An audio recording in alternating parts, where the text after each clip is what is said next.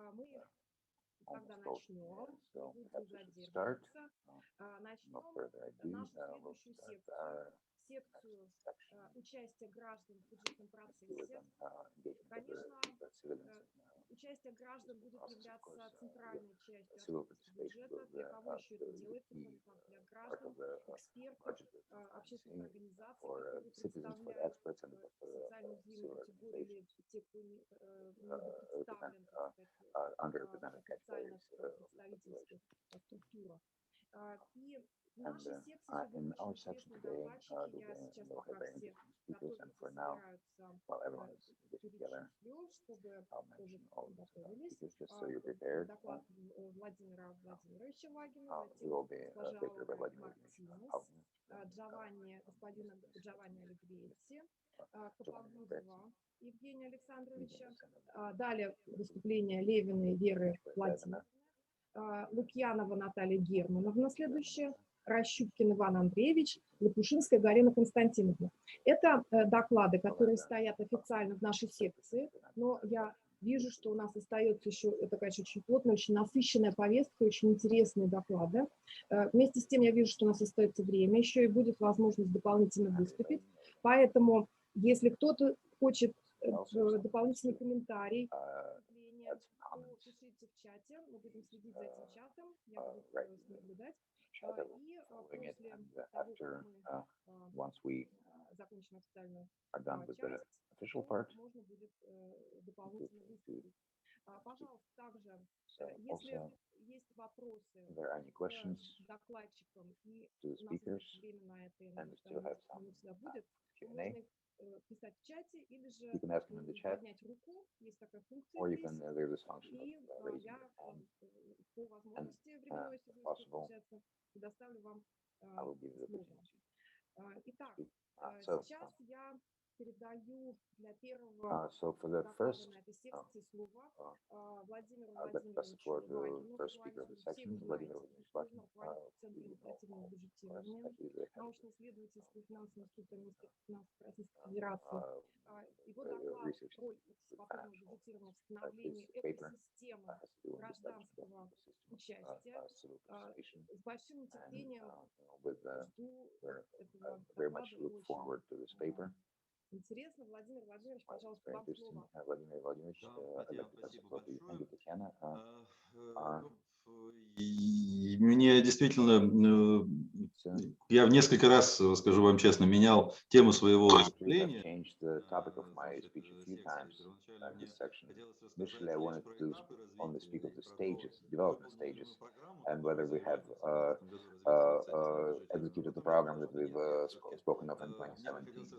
But then I realized that I wanted to tell more than just the stages, but the stages are also important. Of course, a few times we have made some attempts to execute break down the stages of participatory budgeting, or in Russian we call it initiative budgeting. Though initiative budgeting, it's just a local version of participatory budgeting in Russia. That's the key meaning of the term. So prior to 2014, starting with 26 with the Global Bank Program, it was a piloting stage and scientific experiments. Today, some of it is forgotten. Some of the practices were just pure scientific experiments, and hypotheses were confirmed. They turned out to be functional practices, but initially those were just singular subjects where all of this was implemented. In 2015, actually, we started with the initiative budgeting stage as such.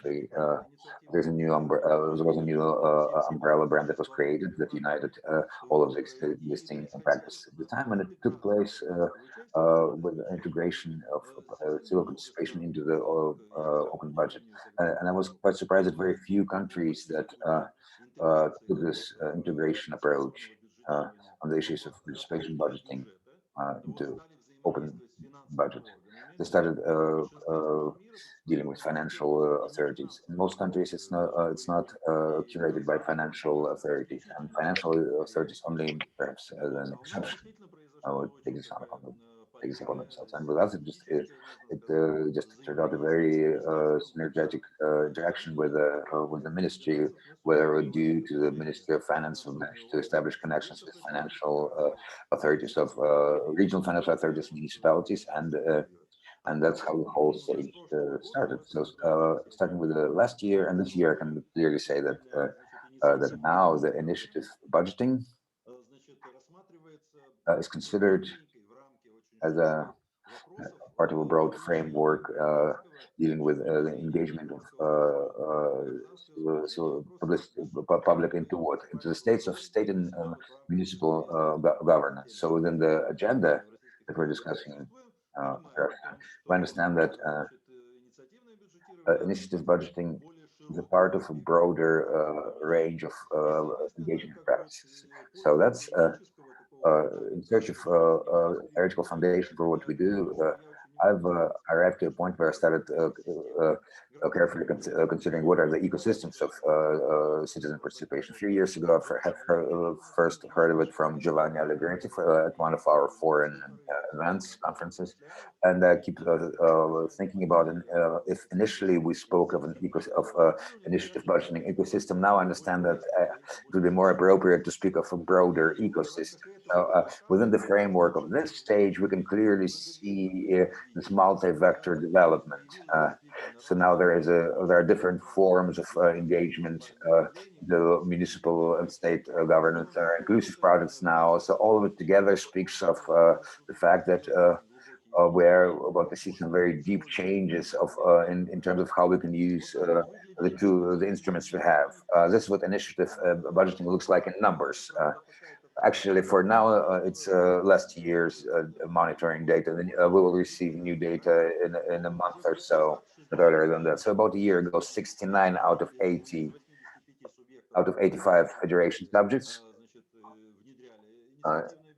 implemented initiative budgeting, and now we know of 249 various practices. Almost 22,000 projects were executed over a year, and about 1/3 of the citizens refer to themselves, well, according to the data we get from the regions, the beneficiaries of the executed projects, and the overall amount of the executed projects amounted to over 24 billion rubles. Out of those, co-financing means amounted to 2.2 billion rubles, and that's a very significant number, especially considering the other existing projects in the area. So that's the digital part of it. If you were to speak of the essential part of it, I'd like to note the following. First of all, we no longer think of budgeting as an instrument. We moved on to the use and the study of initiative budgeting as a social technology that can be applied in various areas. And we will start considering this project as a social phenomenon. At the same time, last year, a law was passed in the Russian Federation, an addendum on the local self-governance, and now there is final legitimization of the strategic documents of development of the term. A quite solid institutional infrastructure was also established for initiative budgeting. Now we even have project centers in almost half of the federation subjects. Over 1,000 consultants and state representatives deal with fostering initiative budgeting. So now we can speak of initiative budgeting as a sort of it has a leading role among other engagement practices. So our methodology turned out to be more well developed, more complete, which give us grounds to speak of a wide range of application of it. And then we finally realized that it's time to to understand, to think of the results of the program and start thinking of a new strategy for the development of initiative budgeting for 2030.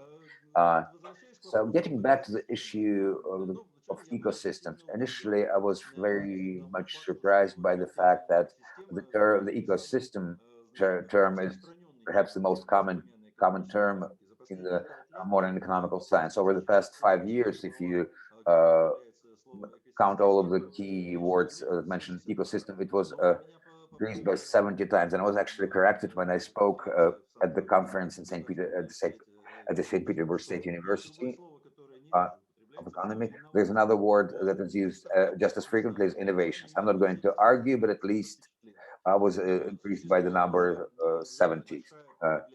There is a great history of study of ecosystems in 20 years. There were 20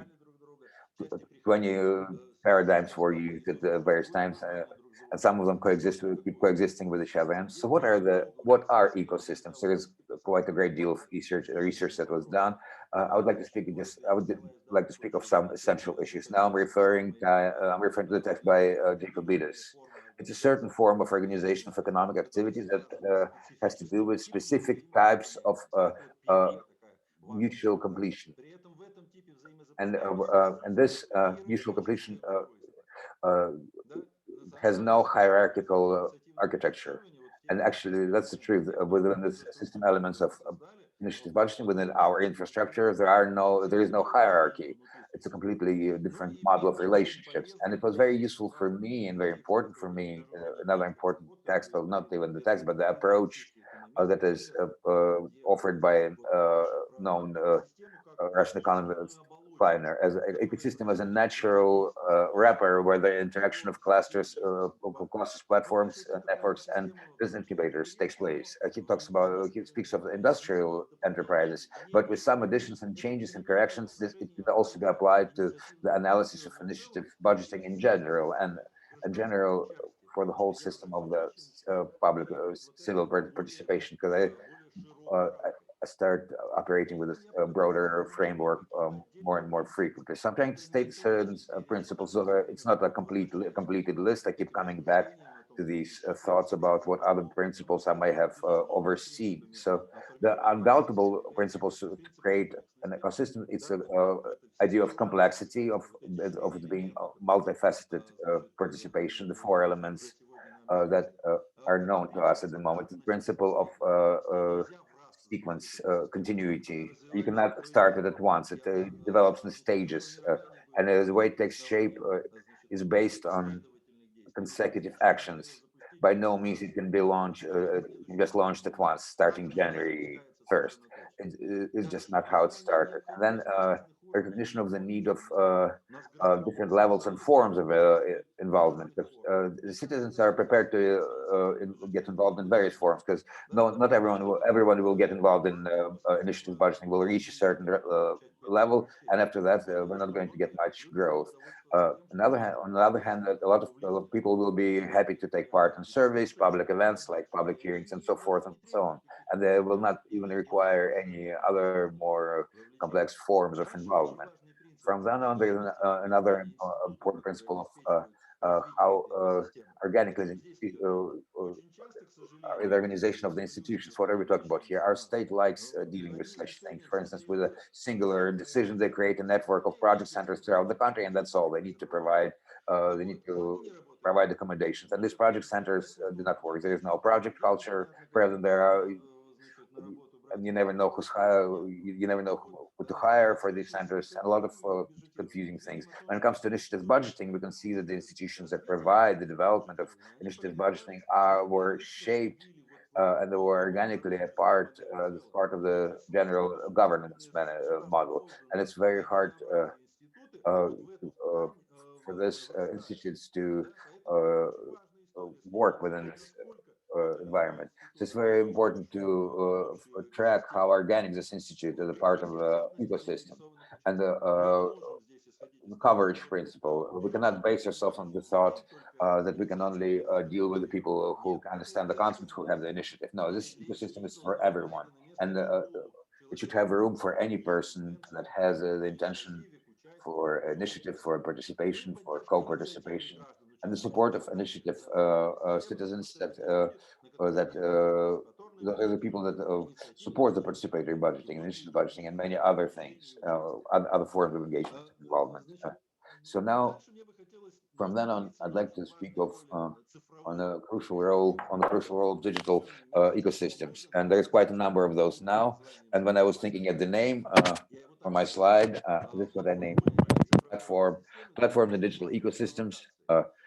challenges and provocations. I didn't use a harder word here because oftentimes the digital platforms are not even provocations; they're just falsifications and just fakes that are created in order to conform to the general digitalization trend, but there is no meaning in it, and there is no desire from the people to participate, and you have to force people into those things, and there will not be much use from these. But that's perhaps also some sort of a natural process when we need to cover a certain distance. I'm absolutely certain that the state need to invest into a single digital platform where will be user verification. It will be founded on the law. Will support data management and digital memory. Of course, it's the role of the state. I understand that there are uh,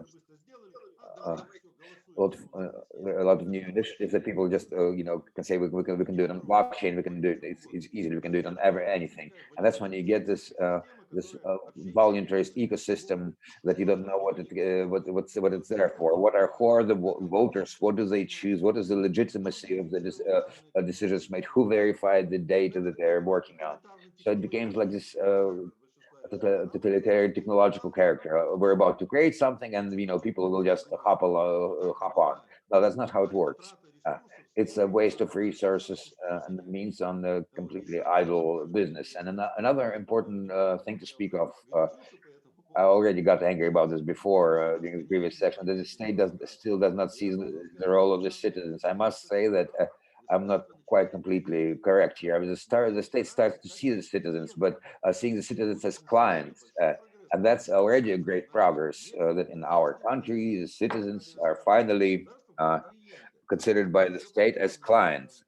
Maybe we'll wait for a few more decades and we'll make the next step to finally us being treated as citizens who actually have rights for their own ideas and their own choices and for full-fledged participation, uh, if you so desires. Another important slide that I'd like to share, I'd like you to close pay attention to it. We took the effort to uh, look at all the countries that have the experience of participatory budgeting regulations. Russia became the 10th country with national law. I'm not talking about regional legislation. Things are different there. There are more countries with regional legislation. I'm talking about the countries with national legislation. In that sense, the pioneers were a very whole cluster of Latin American states, starting with Peru, Dominican Republic, where for the first time, for what I understand, in no, it was later uh, in 2008, this norm became a part of their constitution about the necessity of participatory budgeting. In the Dominican Republic, what amazed me that 40% of the overall volume of budget transfers from the state budget, from the national budget, municipal budgets are allocated by participatory budgeting, 40% of the transfers, transactions. And there's also a very interesting experience in Poland, very rich experience, and we have really considered Polish experience, South Korean experience. We don't know that well so far, but we understand they have very serious foundation for national participatory budgeting. In Indonesia, where 10% of the revenue of the state budget is passed to the municipalities for participatory budgeting projects. And why am I speaking of it in so much detail? It's not because it's not in order to confirm the importance of our law. That was important. It's already playing its very significant role, but I'm actually a proponent of a completely different law that we need, and that's a law that's called a law on civil participation. What do we need it for? We need it uh, to not see things only on the on not only having civil participation at local levels, but also to have the citizens have this opportunity on the state-wide budget for the state programs and national projects, because all those other projects that are meant for the citizens. So why are they created without considering their opinion? Why? When we're talking about urban environment, it presumes the needs of considering the opinion of the citizens. And when it comes to why only agriculture ministry considers it, but we have education, we have culture, we have public sports, we have a lot of other projects that also require citizen participation. And in that sense, these relationships have to be regulated by the state. The state should be the key player because there's this growing chaos at the moment where every industry creates its own participation system, its own citizen participation procedures, and just I'm afraid of the notion when we have this thesis, when it becomes a part of the political agenda, that it's something that we need to see it in other state programs. What we're going to get is a great chaos of great number of all the various forms of participation based on very weak methodological foundation. And that's why I'm speaking now of the need to start developing a law on citizen participation that would set the rules. And drawing the line, I'm running out of time here. Just a few, to say a few, just to speak briefly. I really, I really found Giovanni Allegretti's article useful, and I think that I must say that this political role of the power of law, the power of law is not uh, the key factor. Often political will prevails, and it led to the fact that Porto Alegre, the birthplace of participatory budgeting, it's not there any longer. I'm not going to speak of the Italian regions. Giovanni will speak of that much better than I would, and we're seeing the same thing. I could cite a lot of I could cite a lot of cases, but for a lack of time, I'm not going to go into detail now. And maybe in the following discussion, I'll speak of it in more detail. Thank you so much for your time. Большое спасибо. Thank you И so у нас much. есть вопросы в чате, I can't see any поэтому questions. вот Oh, there we go. небольшой отчет. There is Небольшой a вопрос. there's a little question От here Александра Сунгурова. from Alexander Александр Sungurov. Юрьевич, Alexander можете задать Yuryevich. Yeah, вопрос? allow me to ask it. Vladimir Vladimirovich. Вы предлагаете выходить на законодательство в общественном бюджете. So Не опасаетесь ли вы, что you может think of creating legislation for initiative budgeting? Could it be the same thing as with public citizen control law? Because you know well that based on the PERM law, закон об общественном контроле Human Rights Council developed the law on the public control, where among the subjects of public control were citizens, public organizations, and then этот готовый закон public chambers. So once this law администрацию президента entered the presidential administration, общественного контроля общественные uh, палаты it was determined as subjects of public control. So the citizens and public organizations were excluded from the law. And I'm very much concerned that if we develop such a law, it will turn out that the public budgeting will be only left to deal with by the public. За вопрос, но я прежде должен Thank поправиться, you. что действительно речь идет о First of all, Георгии. yeah, allow me to correct myself here. Yes, we're speaking of Georgi Borisovich Klinov. Yes, so much. Thank you so much. It was my mistake. I think his name just sort of escaped the presentation. I apologize for that. And regarding the question from Alexander Yurich, of course, there is such concern, and I well understand that how how Должен сказать, how dangerous it is, and given the experience of the law of initiative on the initiative budgeting, it has taught us a lot. And the first thing it has taught me that the law, if it's really important, the law should have its owner from the start to the end, that's responsible for them, the person that knows what this law is made for. But when this law as an idea is just given to the people that have no understanding of what it is, and each starts using it in their own interest, what we get is a law where it just serves everyone.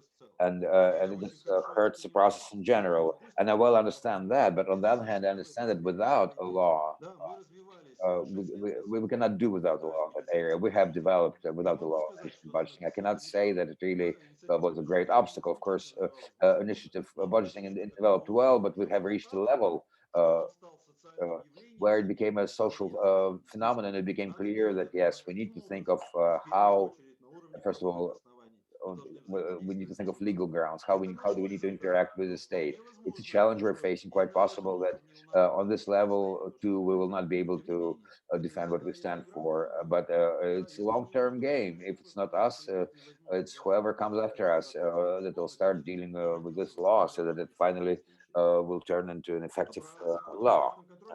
And public control law, I'll make no comments on that. It's a whole separate story that requires a whole separate conversation. Yes, thank you so much. Yeah, I'd like to say that it's a whole separate topic that we may discuss later today if we have any time remaining. So please do uh, uh, post your comments. I'd like to thank Global Initiative, Fiscal Transparency, for agreeing to take part in our international panel meeting. GIFT is the organization that the long-term partner that grew out of international fiscal partnership. The principles used in this research and are used globally, practically, in international organizations of the highest level. Regarding citizen participation, I'd like to pass the floor to Aura Martinez, the network coordinator for the Global Initiative for Fiscal Transparency. Good morning. Well, for me, good morning. For you, probably good afternoon. Thank you very much, Tatiana, and thank you very much for including us and inviting us. We are very glad to be here. I'm going to start sharing my presentation right now. So just confirming it's visible for everyone. Thank you very much. So today we're going to talk about the evolution and challenges to public participation in the budget process. And I think after the very thorough presentation of my previous colleague, it's going to make a lot more sense. So thank you very much for that. A brief outline of our presentation. I'm going to talk about the GIFT network. Then I'm going to go very briefly through the public participation principles, norms, standards, and public financial as related to the public financial management. Then talking about the international budget partnerships, open budget survey, and their relationship to participation.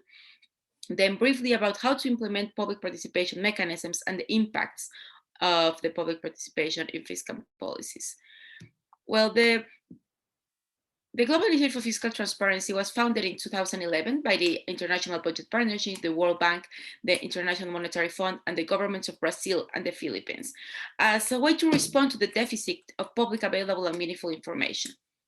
We work through advocacy, high-level dialogue, peer learning, and technical collaboration, as well as innovation and research to help harmonize the normative architecture and fiscal transparency norms and standards, as well as to facilitate dialogue between governments, but very importantly, also including civil society organizations, international financial institutions, and other stakeholders. What is our theory of change? Why do we do that? We believe that through fiscal transparency, we encourage direct and meaningful engagement, public participation, as well as hold public officials accountable to better improved outcomes or efficient, fair, and effective taxation and public services, as well as more legitimate and sustainable fiscal performance. And through that, we aim to improve social, economic, and environmental outcomes as a chain of events happening through fiscal transparency. What is the impact? We believe that there is evidence on the benefits of fiscal transparency in improved governmental coordination and performance that can then, through better expenditure, lead to higher tax collection and then increase demand for sovereign debt and lower borrowing costs, as well as lower misallocation and capture of the public resources through increased accountability. This, therefore, comes with greater public control of government institutions, as well as budget credibility and improved development outcomes. We are a network of 53 champions, which include 21 governments represented through ministries of finance or analog institutions around the world, 10 international organizations and networks, 4 founders or funders, as well as 18 civil society organizations who create, as my colleague would say, our ecosystem on fiscal transparency. We now why do we believe public participation in the budget cycle came to be? First of all, it's important to consider that crisis, the global financial crisis in 2008, that put into the fore the need for enhancement of public financial management governance, and the fact that disclosure of information alone is not sufficient for accountability. Then, this was further mainstream in the Sustainable Development Goals, mainly in Sustainable Development Goal number 1, related to poverty, number 5, related to gender equality, 10, to the reduce of inequalities, and foremost, the number 16, related to peace, justice, and inclusive institutions. Then the public participation was also mainstream at the core of initiatives such as the Open Government Partnership, as well as the government putting data at reach through innovations of big data, open data, and information technologies. But then how exactly should government engage the citizens into public spending? A starting point for us is to address gaps in norms, as also mentioned by my previous colleague, reform, as well as the lack of guidance on how governments should engage the public. The GIFT then, and addressing this need, published the principles of public participation in fiscal policies. These principles aim to be an integral set of rules of engagement that should be clear and aim for the inclusion and reach of the voiceless and traditionally marginalized within the public financial management and the budget process. I'm gonna just have them in the slides, but also briefly mention there is accessibility, openness, inclusiveness, the respect for self-expression, timeliness, depth, proportionality, sustainability, complementarity, and reciprocity. These are all in our website, so I'm not gonna go and stop into each one of them to go forward in our presentation, but also wanted to look at the brief history of the public participation principles in the Fiscal Transparency International Standards as it is. Since 2012, these high-level principles, also in fiscal transparency, were acknowledged by the UN General Assembly. And in the same year, the International Budget Partnership through the Open Budget Survey led the way with a new section specifically on public participation. As we know, the Open Budget Survey addresses fiscal transparency and the publication of 8 core budget documents in the budget cycle. And in this year, a new section of public participation was included. In 2014, the International Monetary Fund revised its fiscal transparency code to be more inclusive and incorporate public participation. And the next year was very important as the OECD followed by publishing principles on budgetary governance. Also, the tax administration diagnostic assessment tool was included. The Open Contracting Partnership was founded, and GIFT produced the above mentioned public participation principles and the guide specific on public practice, on international best practices. Then in 2016, there was a revised PFI indicator program, and the Extractive Industries Transparency Initiative, the EITI, was founded. Then in 2017, there was a new and improved section in the Open Budget Survey about the public participation, and the Budget Transparency Toolkit of the OECD was published, as well as the PEMPAB addressed a new systematically network on the topic. In 2019, the IMF published the Fiscal Transparency Handbook, and the GIFT and the IBP initiated the public participation pilots in selected countries. Now, in recent days, as we know that in 2020, we published the Guide on Fiscal Transparency on Emergency Packages and Response directed and targeted to COVID-19 relief and response packages. And this year, 2021, we are publishing Global Principles on Domestic Tax Transparency. With that, I leave the link there to be consulted lately. But then I want to talk about public participation mechanisms across the budget cycle. As we know, public participation and participatory budgeting tend to be equalized, tend to be regarded as the same topic, whereas public participation can be incorporated throughout the budget cycle in all its phases, including audit and oversight through legislative consultation on departmental renewals, for example, social audits on revenues and expenditure, or even the Supreme Audit Institution engagement in audit planning and conduct of performance audits, such as budget monitoring. There can also be included in executive budget preparation, such as pre-budget hearings, public councils, tax policy reviews, and even bottom-up consultations that are very famous from the Philippines. Budget implementation can also include public participation as mechanisms of complaint and feedback, also through citizen engagement in monitoring, notably in public infrastructure development, and through legislative approval also can be included in public participation through consultation, as well as on, very notably, on experts' feedback. So with that, we now take into account the International Budget Partnership main findings on public participation. It is very relevant to see that public participation is leading its way in the world.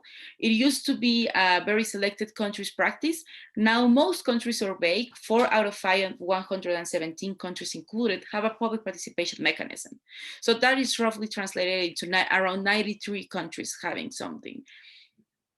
Then greater budget transparency related to more public, but greater budget transparency is related to more public participation in fiscal policies. We see that transparency is very much into the same synergic relationship with public participation.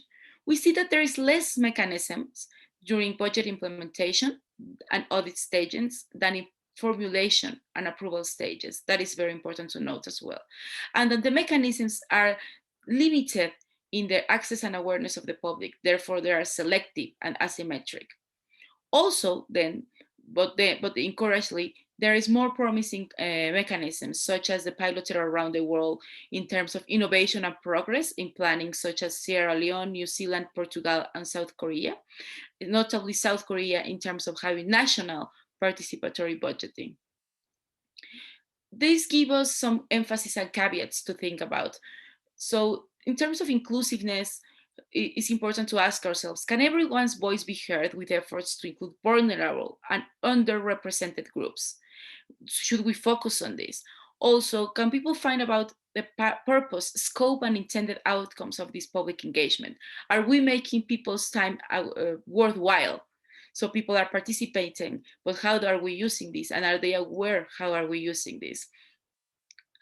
And then how deeply is it used and considered, the depth or the participation? And then is it embedded in the budget process to provide regular availability of inputs to decision making? Is it sustainable? Can we ask the public consistently through the time? Now I want to talk about the Fiscal Openness Accelerator, or FOA project that we are establishing in selected African countries: Benin, Liberia, Nigeria, Senegal, and South Africa. This project allows us to set a set of steps for countries that want to engage in public participation mechanisms, through first looking at the public participation opportunities throughout the budget cycle, then designing public participation mechanism targeted specifically to that country, and then enhancing and addressing the need of learning from each other and working together. How are public participation that are designed for results more impactful? In order to be relevant, public participation mechanisms must establish objectives that are aligned and reinforce and complement goals. So public participation mechanisms are not adjective or beautifying of other policies, but rather impactful and complementary to public policy from the government.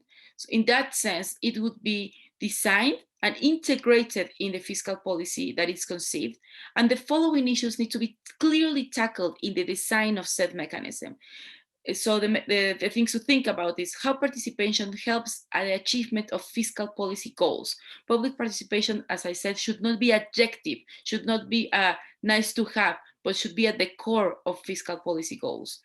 And what is the target of audience of the needs that are need to be convened. So the general public at large must not always be our audience, but we have targeted audience for selected goals. When we have a goal, we then find an audience for that. And now that we have a goal and an audience, what is the degree of involvement necessary to achieve set objectives? Then, driven by a shared purpose, the nature and scope of this task and of the public participation should be clearly defined. So these questions are guiding questions that tend to be useful. What is a problem that's solved or mitigated through public participation? If the answer is I don't know, then probably your public participation mechanism is not well designed. Is there room for public influence over the decision?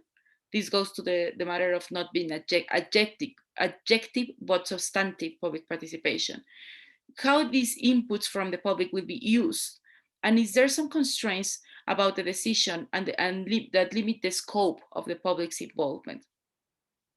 So these characteristics these questions will help us guide characteristics of successful or risky public participation addresses.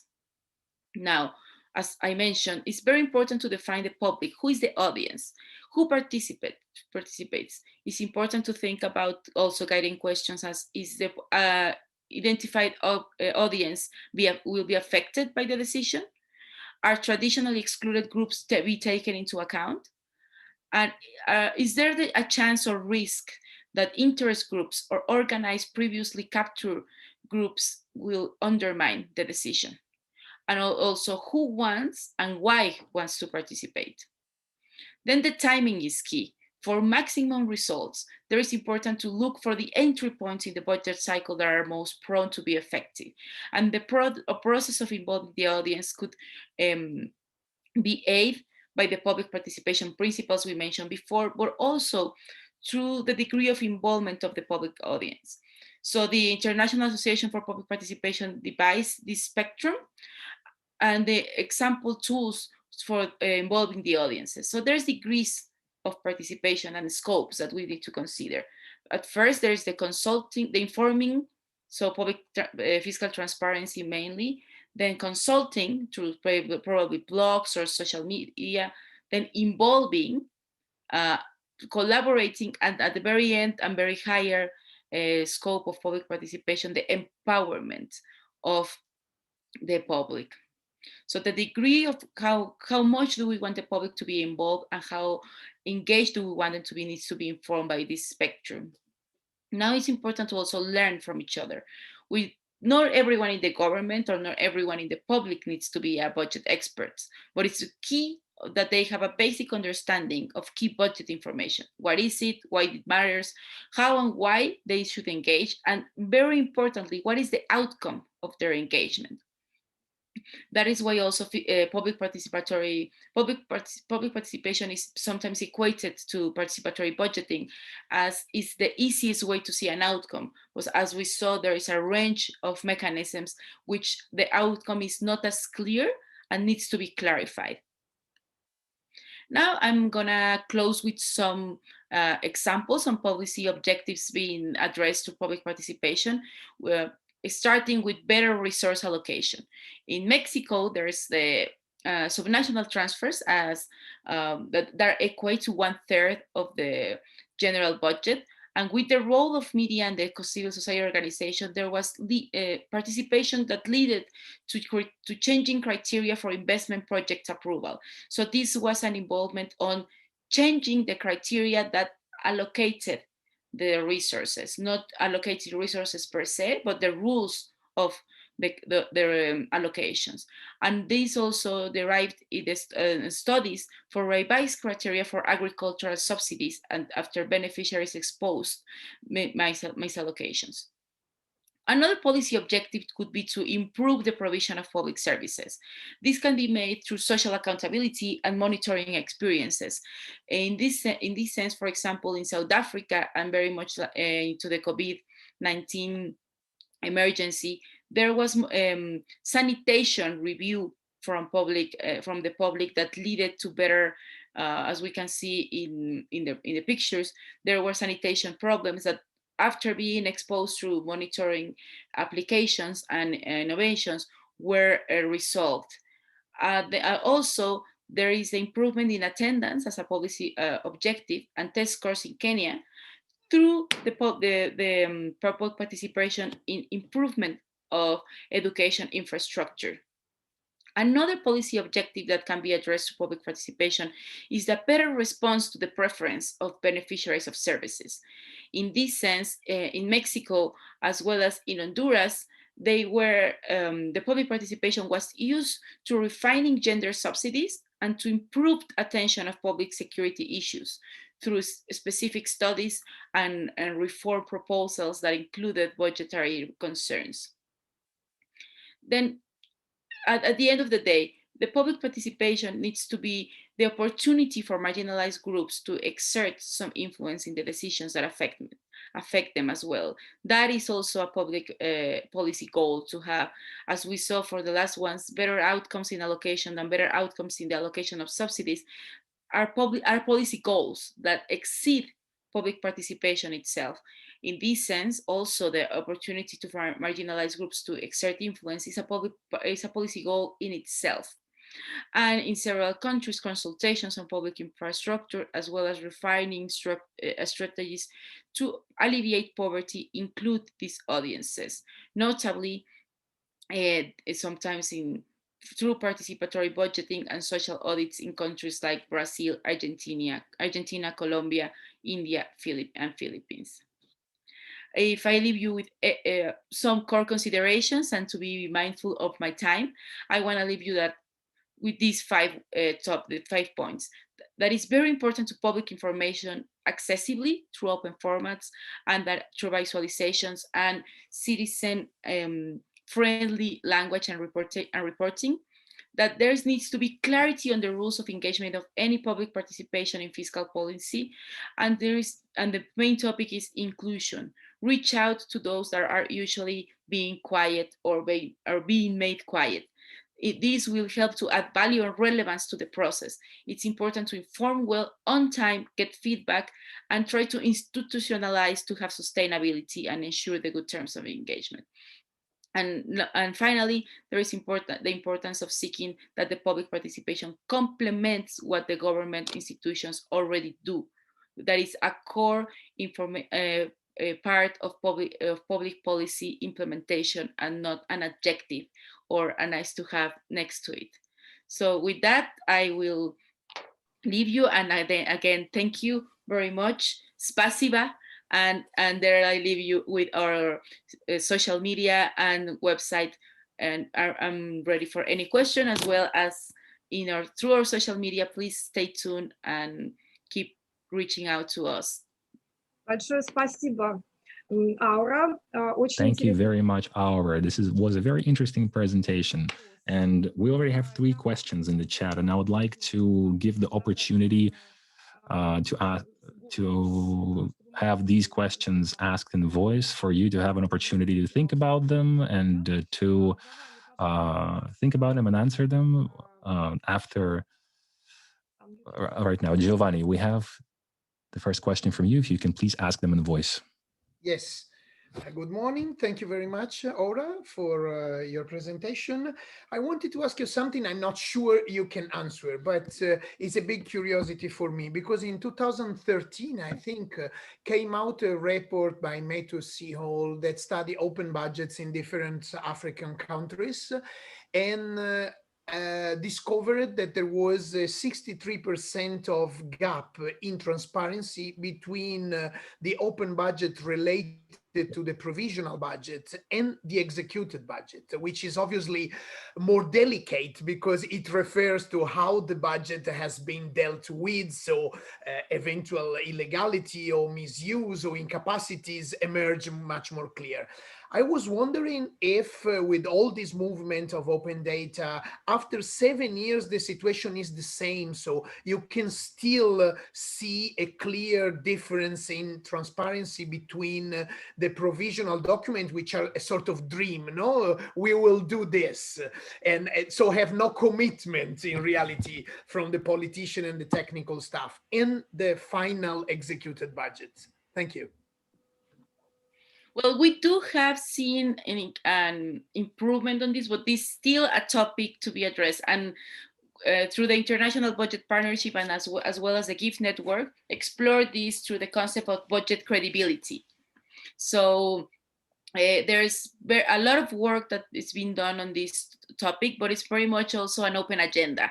There has been improvement, especially in the countries that you mentioned, the African countries, very much through the way of international financing and the International Monetary Fund and the World Bank and other funders for the region and other regions are incorporating provisions on budget credibility into their loans and their long-term collaboration with projects. So right now, for example, in the COVID-19 relief funds, we see a lot of provisions related to fiscal transparency and accountability that include budget credibility. In that sense, the concept of how much can we trust the approved or budget when we come to the execution and implementation.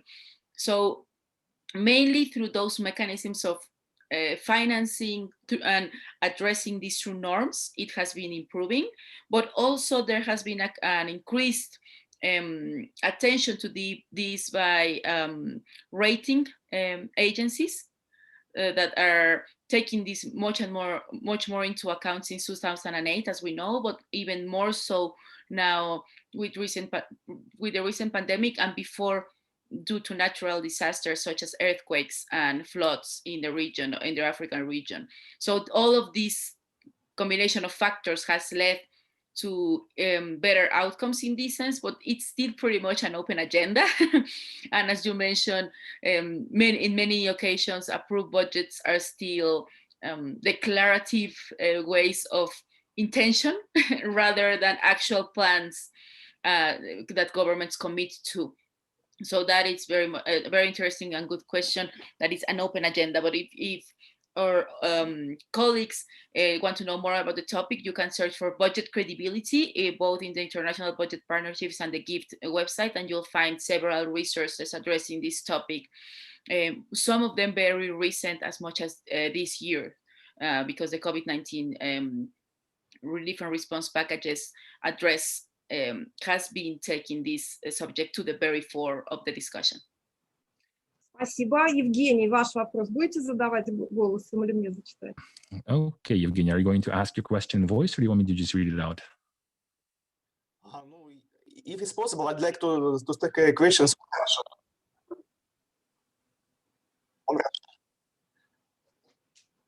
You can translate, I hope. I think I lost translation. I just Есть saw... проблема. There is a problem. There is a problem on the connection between the metrics of initiative budgeting, so between the experience of participating and the final results, the social impact that you mentioned. Is this connection, can this connection be evaluated as indicators that measures social impact? That is my first question. And second, you've mentioned the situation around Africa, with Kenya in particular, as a case that could be useful for improving the situation. What about some general advice that you could give to countries with emerging markets, the countries that are currently implementing the practices of participatory budgeting? Do you have such practices? Thank you. Thank you very much for your question. And very nice to see you are in the Aurora Borealis. Then, well, in terms of social impact, that is a very important question. And this was intended as an introductory talk on public participation, we didn't go in depth about that. But there is also the next step of taking public participation through a purpose and focusing on objectives is having indicators to measure the achievement of those objectives.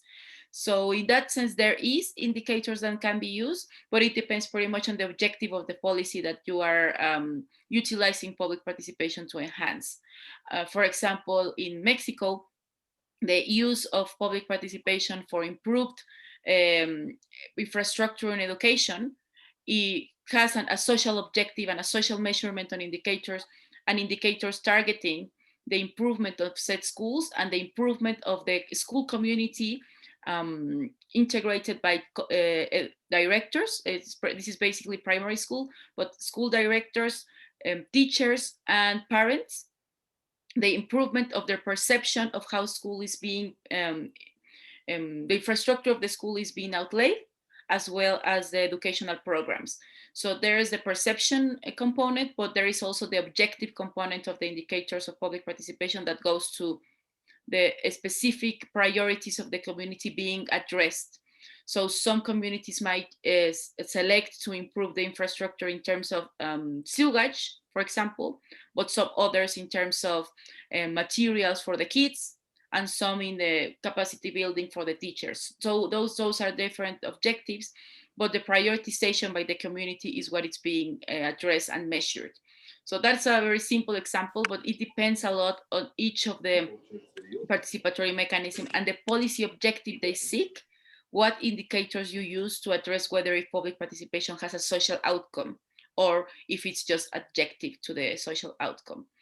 Also, and very much to your point about examples, and I think to the next also question about the FOA project in the African countries, and taking two birds in one stone, we are working mainly with South Africa, Benin, Liberia, and Senegal, and the Kenya example is useful as well, to implement the set of practices that we saw in the presentation, the public participation principles. And the main core that, and some of the key lessons that we've learned from the ground, is that there is a lot of confusion on this in the public spectrum, what comes as informing the public. So many countries address public participation issues as transparency issues. It's a common misunderstanding, since transparency is a driver for public participation and a necessary condition, but it's not the same. And then they confuse informing the public with empowering the public. And empowering, it's in this arena, and how we understand it, comes more as literally giving power to the public. So if they can and effectively change outcomes that were not already outlaid by the government. In that sense, we see a lot that public participation is often used to legitimize already taken decisions by the government. So that is not the goal of public participation. If there is nothing to be changed by public participation, then public participation is not useful. And that's like some of the key components. And in the FOA project, we help governments designing and collaborating with advisory groups. So we help them also come together with civil society that was not traditionally involved in the process, or not traditionally an interlocutor at all for the ministries of finance. This is a practice that we've seen in a lot of the countries we work with.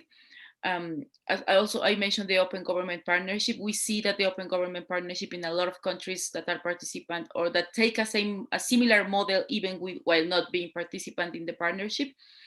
Mostly the ministries of finance are not engaged in any of the public arenas where civil society organizations or activists or journalists address them.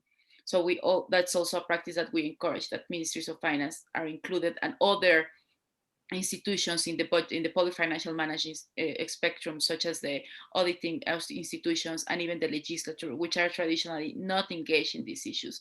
So we help them engage through advisory groups, or through peer learning, or even through one-on-one dialogue. So these components of having these key decision makers of the budget process being involved, and not only line ministries, are also key.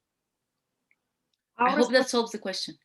Спасибо большое, да, что вы так. Yes, thank you very much for answering the questions that have been posed. And now we need to move to the next presentation. And I hope that we'll be able to make up the time, and we'll have enough time for the discussion. And right now I'm passing the floor to Giovanni Allegretti, to the professor, to the lead researcher of the lead researcher from Portugal and from Italy, from the University of, sorry, Giovanni, I missed it. Okay. Hello, thank you very much for this invitation and the opportunity of this interesting dialogue. And I'm trying to, okay, can you see my images? Yeah. Okay. And I'm also happy to come now because I think the sequence of the intervention has been perfect for enlarging or zooming into single issues. And so I will retake the issue of that have been under discussion before of laws, and specifically I will analyze a case in Italy, which I think it's quite interesting. We have been conducting this study within the OIBP, which is the Observatory for Participatory Budgeting in Italy, which is a structure putting together several universities that was born recently in the attempt to participate and to use the opportunity of the World Atlas of Participatory Budgeting as an occasion also to grow internally in Italy and maintain a structure that could monitor participatory budgeting more frequently and permanently in the future. Why participatory budgeting? Because we think that is easier to analyze than other typologies of participatory tools, because it's a recognizable, we can say, technology of participation, but also because there have been many data collected in different ways in the past. So sometimes, unfortunately, the comparability between data is not easy, because in the past different methodologies has been used to define and to compare and to collect data. But we are trying to uniformize somehow this in the observatory. And in this article we wrote with the colleague Matteo Bassoli and Greta Colavolpe, with the help of Stefano Stortone for the Financial Journal, we try to do a first analysis using this new homogenization of data. The issue of supra-municipal scale, so the scaling up of participatory budgeting has been something growing in time. Here you can see the example of the first European cases of participatory budgeting dealt with at another level that is a regional level. But not all of them are similar, because some in this historical example that now are being followed by the two regional example of Portugal and Ukraine and other country, also in Brazil, India, and all the cases of Russia, the rules are quite different. For example, the majority of cases we're not dealing with PB in their own competencies, so at the regional level competencies, but they were preferring to favor participatory budgeting at local level. So we continue to work in the traditional way, while we ask or we propose to the other levels lower than ours to work in a participatory way. So I will focus on region that try to start filling the gap between these two tracks. Many of these, another difference is that many of these scaling up mechanism for participatory budgeting were just policies. So they were done because there was a political will to do them, but they never transformed themselves into a more formalized or institutionalized process and frame.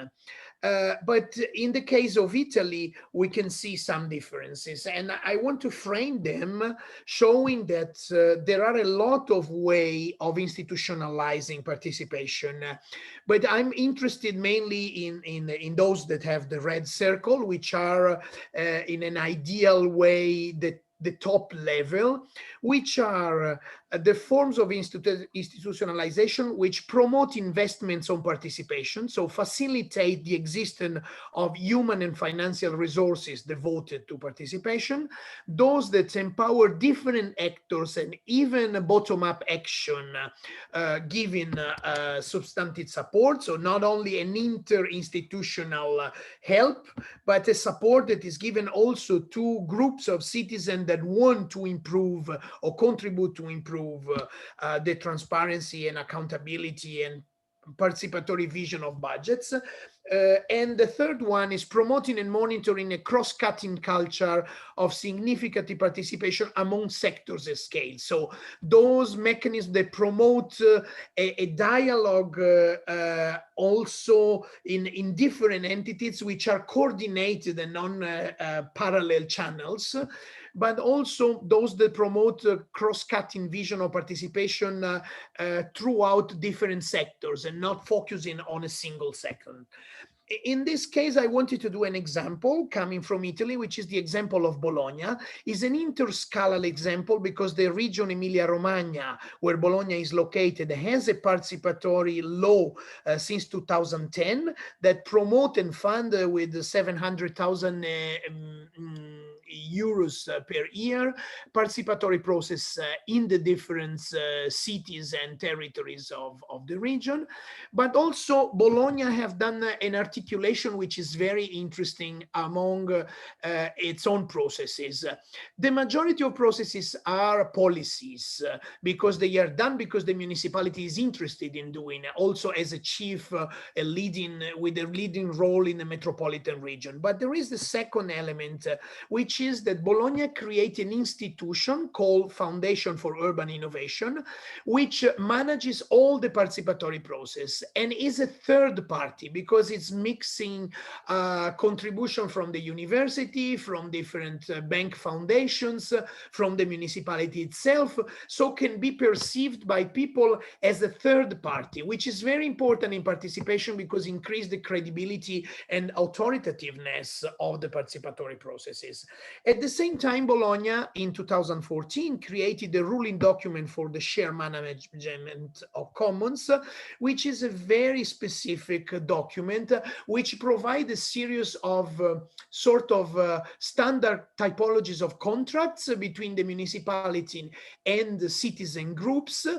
Imagine that there are 500 of these contracts going on in this moment, and 40% of them are with informal groups. So you don't need to be an association registered by law for having a contract of cooperation with the municipality for managing commons, which can be services of places, places for elderly people, or daycare for children, and other typologies of things.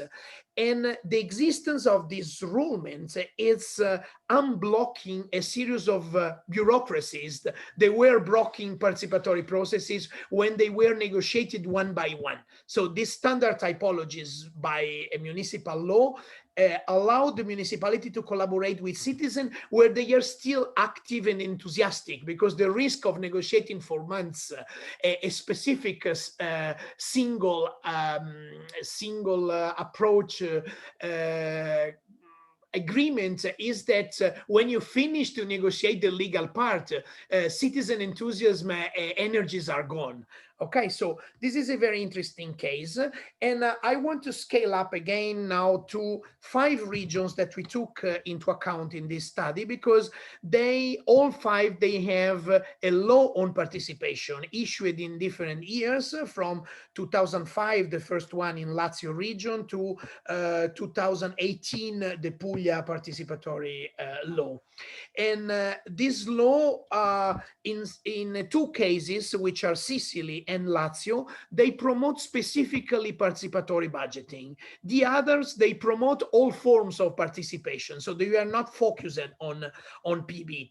In reality, nor Sicily, neither Lazio, they talk specifically about participatory budgeting, but they talked about the need of all participatory processes to talk about budgets. And in the case of Sicily, even to the indication very clear in the modification of the law approved in 2018, they asked that people could take responsibility on decisions on budget. So they must vote and express their ranking or priorities. So as you see, Sicily has many more participatory budgeting than other parts of Italy, as you see in this image. Another element interesting in these laws is that in some cases they don't provide by law a website connecting the processes, but they implemented a website like Puglia and Tuscany here, where all the process of participation co-funded by the region are exposed, so they can look to each other and they can have this mutual learning of which Ora was talking before, which is a very important element of multiplying and deepening innovation. What is the main difference between the laws? 4 of them are centered on the idea of annual calls for projects to incentivize participation through co-funding, and the funding pots are a little bit different, as you can see here. But the Sicilian one is normally defined as a binding, mandatory. In reality, it offers these 4 to 5.5 millions, depending on the year, to all the municipality for participatory action. But it's not really a mandatory law, because it just says that those who will not use this percentage of 2% of investment money through participatory process, they have the characteristic that the law provides, the money will be taken back to the region. So there is not an obligation of doing participation. There are fundings for participation, and if not used properly, they will be taken away by the region. So in reality, the 5 of them are forms of incentivization, but the Sicilian one is stronger. First of all, because it has focus on financial issues, and so promotes a sort of hybrid PB. And the second is they propose it to every municipality, while the other do competition that select Darwinianly the municipality along the year. So the stronger effect of the Sicilian law is visible when we analyze the results. And here you have some elements of the law that explain that there is a regional department of local autonomies and public services that supervise the compliance with the law. But is a department that is only supervising the compliance of the law, is not doing any study about the quality of the process, is not supporting the process. So the processes are, and that's the difference, in all the other region, there is an institution that help the process to improve. And here there is only an a posteriori control, which let the doubt that if the municipality has already a tradition of participation, they can do a bed done form of participation. So when we analyze the result, the impacts, and we jointly aggregate in a cluster the region with the participatory laws and the other, we see that the region with participatory laws has almost 3 times more processes of participatory budgeting than those in the other regions. And studying the thing, we discovered that there are 6 times more possibilities of seeing a PB adopted in municipalities located in those regions than in regions without a law. If we take Sicily, we can see that this possibility increased to 19 times. Okay, so there are 19 times more probabilities to see a municipality doing PB in Sicily than in the other regions. And but if we look to COVID, we see how important was political will, because despite there was money and opportunities in Sicily more than in other regions to do participatory budgeting, in the end, in Italy, 27 of 58 PBs existing in 2009 survived to COVID, while in Sicily, 31 out of 63. So the percentage is almost the same of survivals in Sicily than in other regions. So it means that there are situations in which the law is important, but is not enough to implement this mechanism. More, if we analyze the history, all the previous year of participatory budgeting in the different regions, we discovered that this study is not so easy to bring to the conclusion we did study in 2019. And this is for two reasons. The first one is that the laws has been adopted in different years, so the comparison is quite difficult. But the second reason is that the majority of laws, except Lazio and Sicily in Italy, they are, we call centrifuge. While in Lazio and Sicily, they converge on a model of a sort of participatory budgeting, the others promote innovation. And the more you are innovative, the more you can gain money. So the majority of municipalities try to avoid to do PB because PB is a consolidated techniques. So it's better to invent something new. So this law favor hybridization, but they don't favor the concentration on a single model like PB is. And finally, I wanted to highlight an experience which has 2 weeks of life. So it's very new. It's the first time it's presented in the international public, which shows how much the importance of transparency and open data as an empowerment tool, as Ora was saying, can play in this monitoring. Because as I told you, Sicily is the only region that has no institution really monitoring the quality of the process. But being that all the municipalities are obliged to publish the data and that there is a system of newspapers and radios in the territory, this allowed a social movement, which is this Libellula group that is founded by Parliamentary Watch Italy, to collect on all the municipalities data to create a website of permanent monitoring of the quality of result of this law. So they analyze if the money was spent or not spent, if they had to give back or not to give back, and what they did with this money. And they collected even all the article of newspaper that were talking about this. So this is the video, images taken by the video that this project has been creating. There is a website that is monitoring annually from 2016. It's an a posteriori work because the website came out 2 weeks ago, but it monitored all from 2016 to now. So you can click on every municipality and discover these details on how the money has been spent. You can have hyperlinks to all the specific documents related to the use of the law. So in the end, we can say that this tool created bottom up by citizen was even more functional and with a quality level that is higher than the region that have an institutional monitoring tool. And finally, this is an issue that happened also in other places. For example, in Poland, the monitoring of the Solecki fund law was in reality done by a network of NGOs and not by the ministry that distribute the money.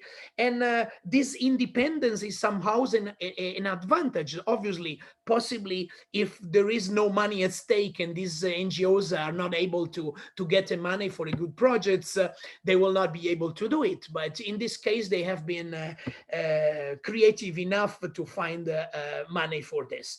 And I finish with the question, this mechanism of propelling, incentivize citizen capacity of monitoring and oversight spending, especially on this issue of spending on participation, can be promoted by people, by law, sorry.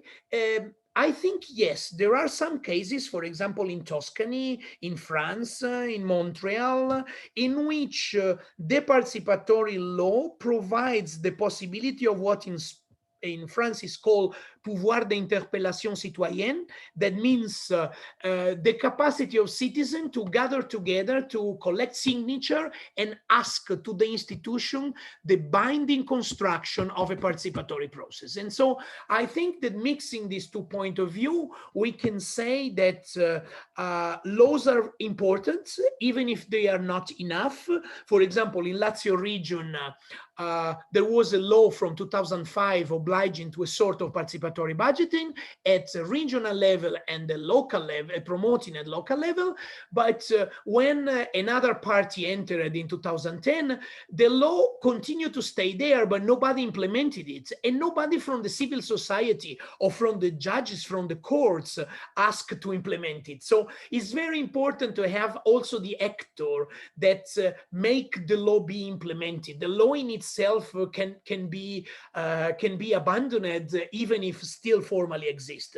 So I think that the relation between the force of will and the force of the law, it's an interlink, a strong cooperation, and I think that is important in country like, for example, Russia, where there is this will of doing things. There could be at least some level of coverage by the law in order to make the processes more stable and happening for sure. Okay, thank you very much indeed. It was a pleasure to present this experience to you. Большое спасибо, Thank you very much, Giovanni. For some reason, последовательный перевод. I'm getting the interpretation right now. Вам здесь есть один вопрос. Well, right now we have one question to you from chat. Но поскольку мы немножко But because we are somewhat running late, подумать об этом вопросе, you will have an opportunity to think about this question and to answer it at the time when you will be ready to. And now, let us move to our panel discussion, and we have presenters. Please, who wants to present, do write an application in chat. The questions are still welcome. Задавать вопросы в чат. And you can ask your questions in chat, and you can file your applications if you want to answer them. And now I'm going to pass the word to Evgeny Alexandrovich, заведующему кафедрой to экономической теории, the Dean of the Faculty of the Economic Theory and World Economy университета Достоевского, from the University of Dostoevsky, с докладом инициативное бюджетирование, анализ региональных практик на основе with his report on the analysis of the regional budgeting and best practices. You know, I don't think I'm going to speak for that long because we don't have so much time for panel discussion. I'll say literally a few words about the existing practices, and I'll briefly speak of the regional peculiarities. And I'd like to thank the colleagues for inviting me to this conference. Vladimir launched in 2017. We spoke in UFA, and since it's been 4 years, practically about 3.5 years, and actually the practice of initiative budgeting and participatory budgeting has traveled a long way. And Giovanni wrote to me actually.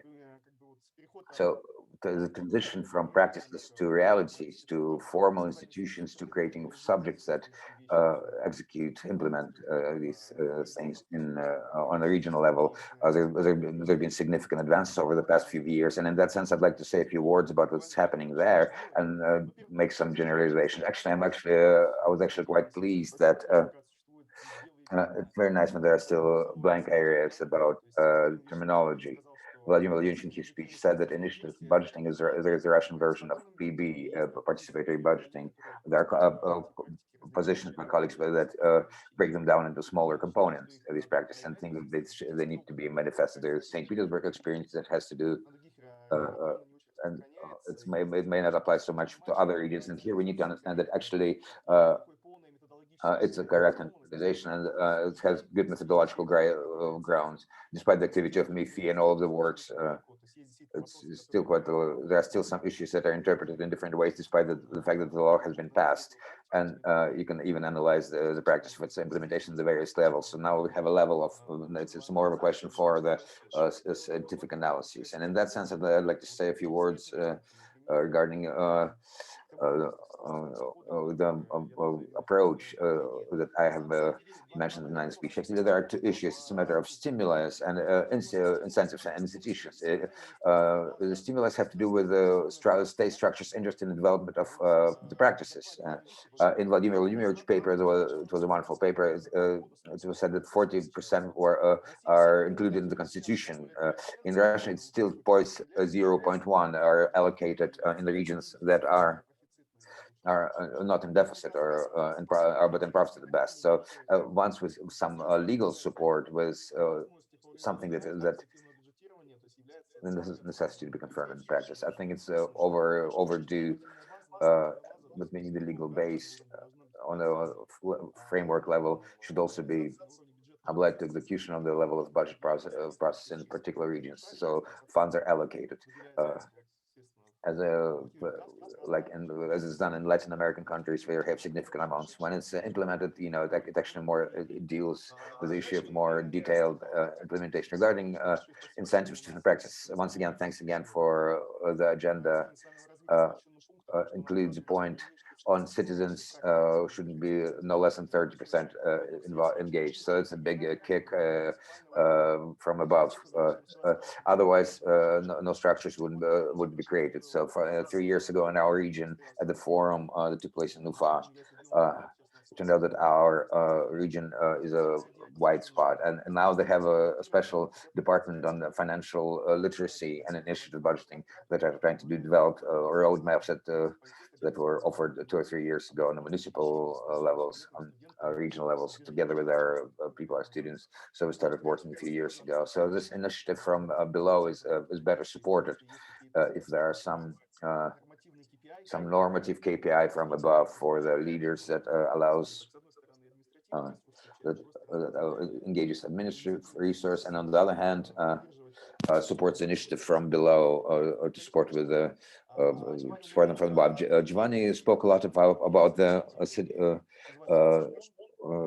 engaged citizens and who are interested, and people with who have an active civil stance. But those people are not that easy to create, and it takes years of upbringing, and that's something that really has to be dealt with since childhood. And at our university level, for the 3rd year, we are conducting free classes for school children on financial literacy, and jointly with local Ministry of Finance and Central Bank, we have special topics on the practice of initiative budgeting, and there's a contact group where where all the materials are shared, and you can use our practice on how we can try to educate the school kids. But starting with the student years, we need to bring up active citizens that take part in public hearings, that are interested in perceiving certain processes that take place in that regard. So the matter of creating ecosystems, we need to start with discussing how we bring up the new generation, how we deal with the older generation to take part in these practices, because the civil stance, the civil position, it doesn't appear out of nowhere. It needs to be shaped for quite a long time.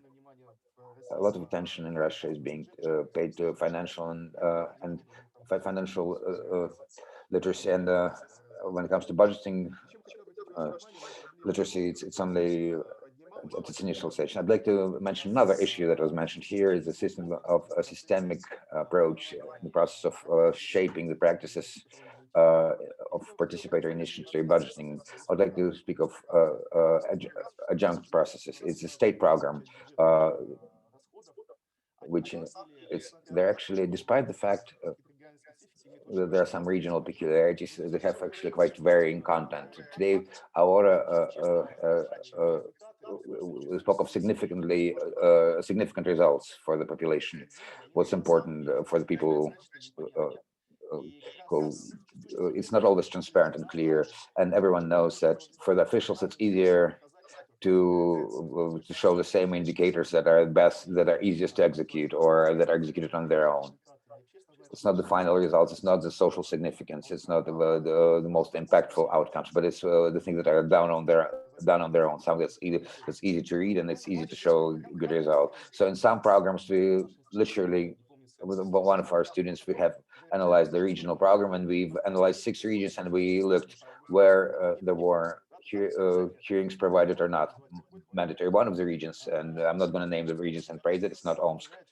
It presumes that there's a mandatory public hearing involved. And I think the enforcement mechanism is just, it's something that's, so it has to do with the beneficiaries of these state programs. So when we speak about the initiative budgeting, traditionally we have tools that normally have to do with infrastructure development. The state programs not only deal with the development of state infrastructures, because in Russia there's a lot of attention being paid to urban projects, infrastructure elements, but actually it's a wider list of costs, and thus maybe create the culture of initiative budgeting and citizen public participation. So there's a great reserve on the level of maybe regional authority, where carefully consider the state program in terms of more active participation between budgeting and the areas related to the state programs on the regional or even federal level. And finally, last but not least, is the thesis on the inclusivity. Our has mentioned the crucial principle that is provided by gift and other things. So there's an issue here. Now that the mechanisms of participatory budgeting are implemented and that engage everyone in public decisions, there are issues with some ghettos in African neighborhoods. People from once these people start taking part in these taking part in public decisions. We've encountered situations we've seen in gangs of New York, where in fact a criminal structures took power. Inclusivity is important, of course, but without excesses, where marginal elements are involved into making decisions. So there are some doubts here, and we need to note, speak of the categories. It's the criteria of vote is when people can state their problems. That's one of the options for solving the social problems, for the methods of participatory budgeting. But in this case, it's a question of how much these people can be engaged and how to create incentives, and that's one of the tests for creating an ecosystem. So that's the only thing I would like to say for now, and it's really we do have this idea about making a publication on the results of this conference with all of the ideas that were expressed here. I'd like to thank all the speakers for offering such great ideas. Thank you so much, Evgeny Alexeyevich. It's very interesting speech. I'd like to pass the floor to Professor of Tula State University, Vera Vladimirovna, the paper related problems and outlook of public participation on the example of Tula region. Natalia Germova, you're next.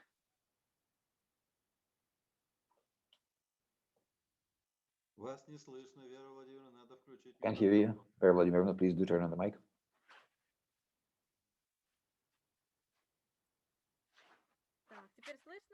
Can you hear me now? Yeah, it's all right now. You can both hear me and see me. Okay, I'd like to greet you all. I'd like to tell you a few words about the initiative budgeting experience in Tula region and about the issues of involvement that we face. Not only our region. Tula experience is executed within the popular budget program. It's 10 years execution experience in our region, and the experience is quite active from a standpoint of participation by the regional authorities. So initially, the regional authorities initiated the execution of this project. Quite a good deal of funds were allocated for this direction, up to $1 billion a year, about over 1% of the regional budget. So the practice, so what we have is a practice where the regional authorities are both the initiators and the key financing, and a situation where about 70% of the means are from the regional budget, and the citizen participation is undoubtedly in place, but oftentimes it is a formal character. The initiative, there is a little initiative from below seen, and that can be seen on the example of the structure of projects executed, and the example of activity, not overall activity of the initiative budgeting, but with the consideration of the stakeholders involved. Most part of the Tula projects are projects executed in the cities, though initially the project was created for agrarian areas, but then cities have joined. Most of the money goes to Tula and Novomoskovsk, are two bigger cities. There are more projects here, both in absolute and relative terms. If you look at it in terms of per capita. Regarding the industrial peculiarities, it deals with mostly deals with education, schools and kindergartens. So this is where we have the most projects. And what does that have to do with? Mostly it has to do with a higher level of involvement and the presence of most active and steadily interested participants. So here we have institutionalization of interests and their manifestors. And here we can speak of expression of maybe seeing some agent relations when we have the school management or kindergarten management that it serves as a mediator between the authorities and the population, and they serve as factual initiators, engaging the most interested groups of parents who then relate these projects to the public.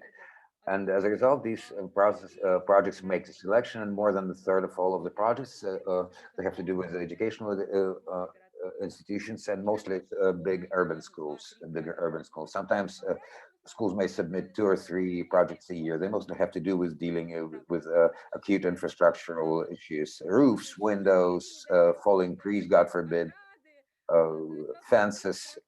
So it's a very practical, down-to-earth issues. So the projects makes the cut and are implemented. And the second place are projects that reflect the interests of the population, high density population. Could be apartment buildings or garden communities where have a localization of interest, not from the standpoint of joint use of a service as an educational institution, but from the standpoint of communal living. Mostly projects dealing with sewage repairs, playgrounds, comfortable environment, very involvement that's provided for in our project. In the third place are all the other projects with a great gap, less than 1/3 of all of the other. They make the selection that much. It has to do, well, partially. One of the key factors, in my opinion, is that in schools we have steady interest that's supported by both the school management and active parents, just as well as in kindergartens. The high density population, we're talking about, there's a good level of institutionalization there. Regarding the other projects, whether it's renovations, roads, healthcare, there'll be less steady interest expressed, and the level of engagement here is less. How is this problem solved? By increasing the information. We have a wonderful site with a beautiful graphics. You can come visit and you can participate there as well. But what is the issue we have? Once we boost the level of awareness, and I think that when it comes to initiative budgeting, the issues of awareness, getting the information, not only in our region, there are no problems. The issues are have to do with the informational noise we're all in, the amount of information surrounding us that's targeted at us as consumers. And there's an attempt to move on from being informed to being involved. And I think there is an intermediary stage of interest when an informed participant either has or develops a consolidated interest, and this group has its own manifestors, has its own leaders, and then there is involvement as a natural consequence of going up this ladder. Oftentimes, the procedure of dealing with interests remains the least mastered, remains the shadow.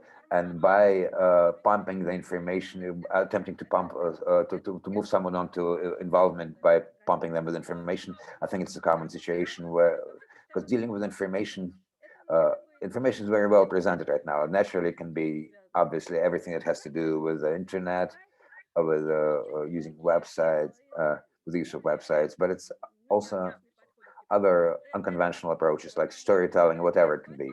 When we try to grasp one's attention, we may grasp the attention, but with the absence of a steady interest, it is lost, and it does not lead to the result, the engagement results we need. So that's how the practice of initiative budgeting take place in our region, and and we can tell that it's a regional practice, and it's a practice where the region co-finances the regional issues when it's key participant from the organizational financial standpoint, and just and as I see it, for further development, there should be more attention paid to the issues of establishing consolidation of interests of the population as a participant of this process. Thank you so much. Thank you for your time. Thank you so much. It was very interesting for us to ponder the notions of openness and involvement as regional experiences. It's very important that we wouldn't be able to listen to the experience of all of the regions in the Russian Federation where it's executed in Russia, but your concerns are very interesting. I can see that Vladimir Vladimirovich has been making notes all along.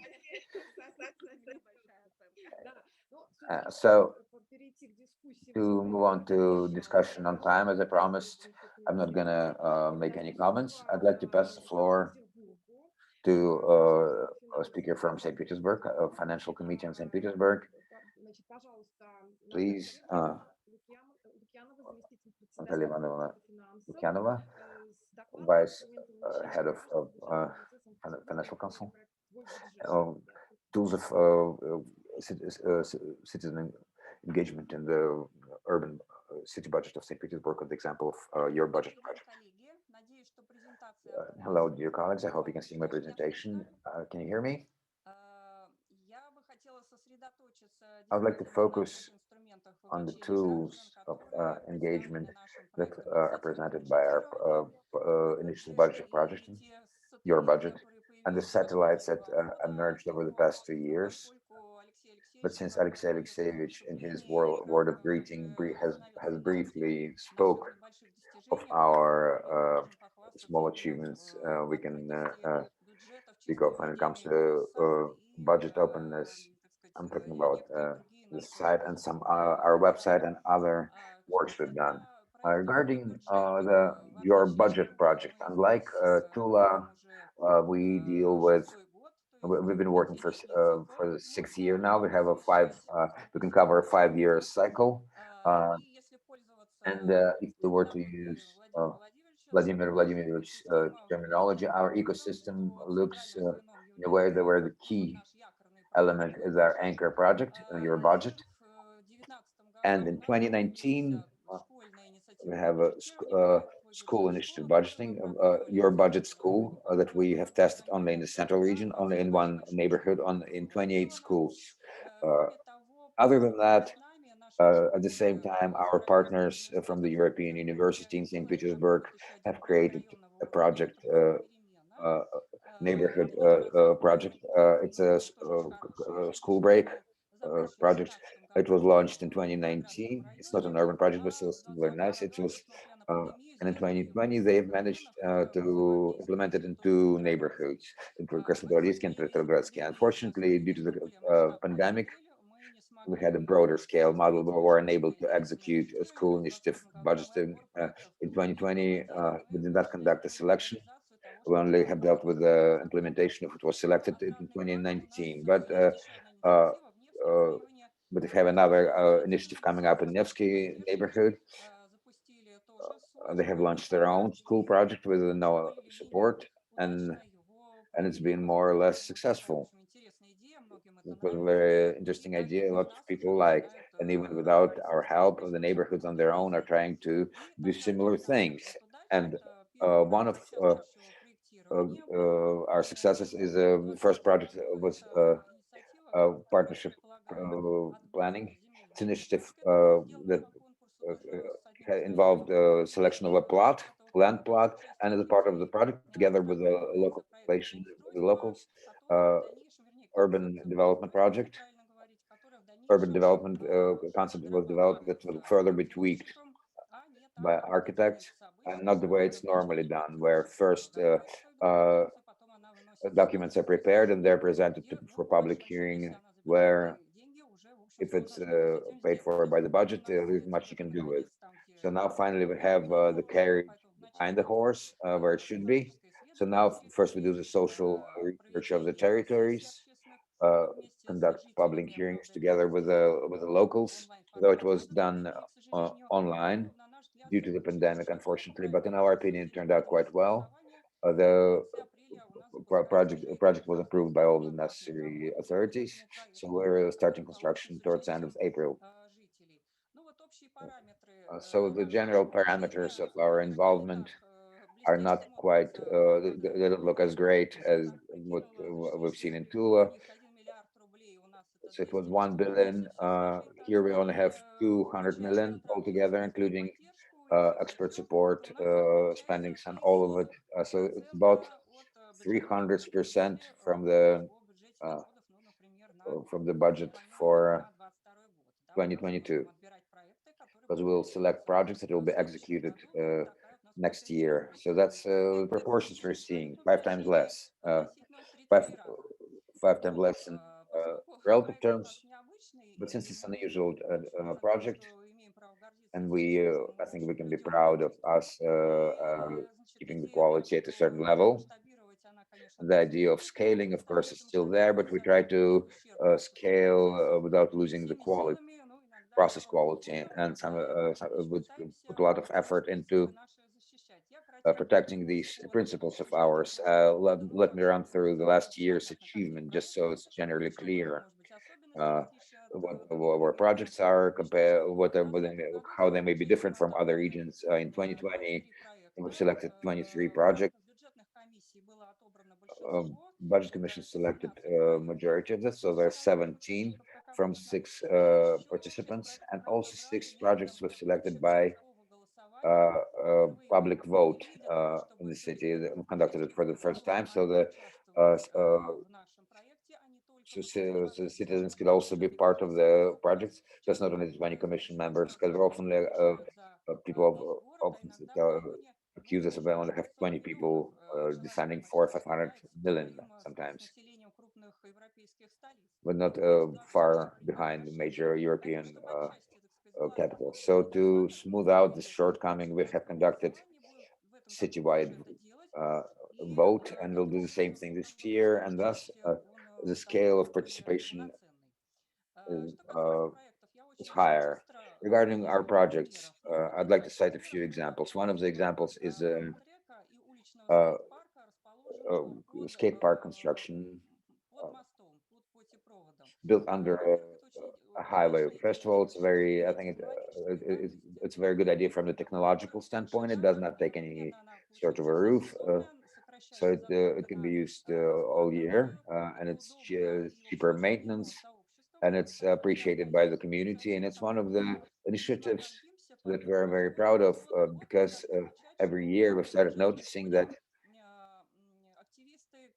we're approached by activists that do extreme sports. It turned out there's quite a good deal of them. So as part of urban financing, such buildings were not planned. They were a standard solution, and it turned out there is a great demand. Teenagers have no time to spend, have no place to spend their free time, and the governor decided to create five more palm tracks and establish it in other neighborhoods. But also the program was approached. We have a few more skateboard grounds coming up. So this is not enough. So this created an incentive for it to appear on an urban level. We have a good number of social initiatives. In this case, this is an example of a complex case where the author proposed to organize a center where mothers with small children could receive some support and retrain. So there will be workshops there, so they can at the same time uh, have their children there and acquire some new skills. It's a mix of a social center, educational center, and perhaps even a recreation. And since we have a very complex jurisdiction system, we weren't able to find uh, such an agency that would both satisfy these three requirements. So we modified this initiative into a teenage support center, but nonetheless, it has 3D printers, it has a photo lab, and has a nice place for socialization. This year, we have conducted our press conference there. The author was not very happy with the results, but we've done what we could. Uh, there are other interesting projects that put together the various committees and even neighborhoods. City navigation. A few authors offered to create something with the navigation, so it will be both useful for the locals and not only the tourists, because they would say that it's. Of course, we understand it's important for the tourists, but the locals would also like to have the information on the traffic, on where the hospitals and bathrooms, parks are, and some local sites. So this year, this project, this navigation project was executed. You can see the author, who, as far as I know, is happy with execution. Another social project is a rehabilitation for stroke patients. The author uh, is a patient. She offered an interesting idea. A lot of inclusive playgrounds for children. We're also thinking of making it some sort of a systemic case to place these playgrounds, not by request, by to uh, be judging by the demand and based on the needs of specific children or the disabled people. There is quite a good deal of bicycle parkings. I think we will provide parking spots for bicycles in next to all subway stations this year, and we've set them up in all over the city. It's an ongoing process. So this is one of the initiatives that was executed in school. Creation of museum, a bit of a minute of vanity. Our awards. Very grateful to Ministry of Finance that our project proposed by Maria Varlamova was nominated as the most original shower point for homeless people. She was awarded 100,000 rubles and donated and donated it to the Nachlevka Fund. That is in order to support this idea. So just to speak of the regional projects we have, regional projects we do. Regarding the connection of initiative budgeting and comfortable urban environment issues. This question is often raised in the regions because it's an interesting opportunity when we manage to implement the initiative budgeting and the project of comfortable urban environment. Uh, in this case, I think such harmonious implementation is not in place yet, but in fact, when it happens that your budget projects are within the competencies of the authorities that execute urban environment projects. In our case, it's an urban environment committee. This part is executed with the financing by financing from the Comfortable Urban Environment program. Out of the 17 projects, seven nominees were financed by Comfortable Urban Environment. That's where they're executed. They either get awarded, which is also something that makes me very happy. Uh, Regarding co-participation planning, this project has to do with Okhta and Okrivil rivers. I think it's a success story in our opinion. We managed to put a team together. So with the engagement of architect, administration, locals, financial committee, there were 7 actors involved that were important in the interaction. No, no.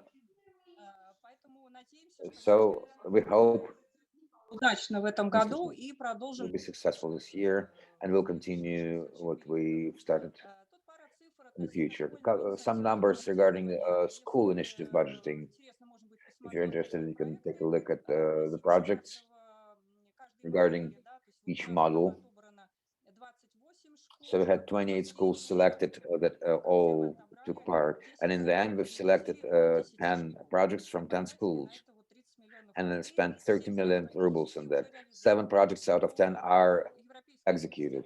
European University at St. Petersburg school break, they take a different approach. They choose one school and work with that. So it's not a scalable model on one hand, but on the other hand, it is of high quality because there's more attention given to children. They have sociologists and urbanists working with them, and also there's another advantage that these 3 million rubles are shared in a proportion that 500,000 goes for the development of school infrastructure, and here it's all three. And the remaining 2.5 are spent on the urban environment projects. It's a quite a unique case because I think I'm not aware of any such models in Russia. Everyone is limited to a simple process where we spend on the development of the school infrastructure, and sometimes it ends up with the toilet repairs. It's very hard to explain to school administration not to misuse their uh, uh, the decision on what children propose.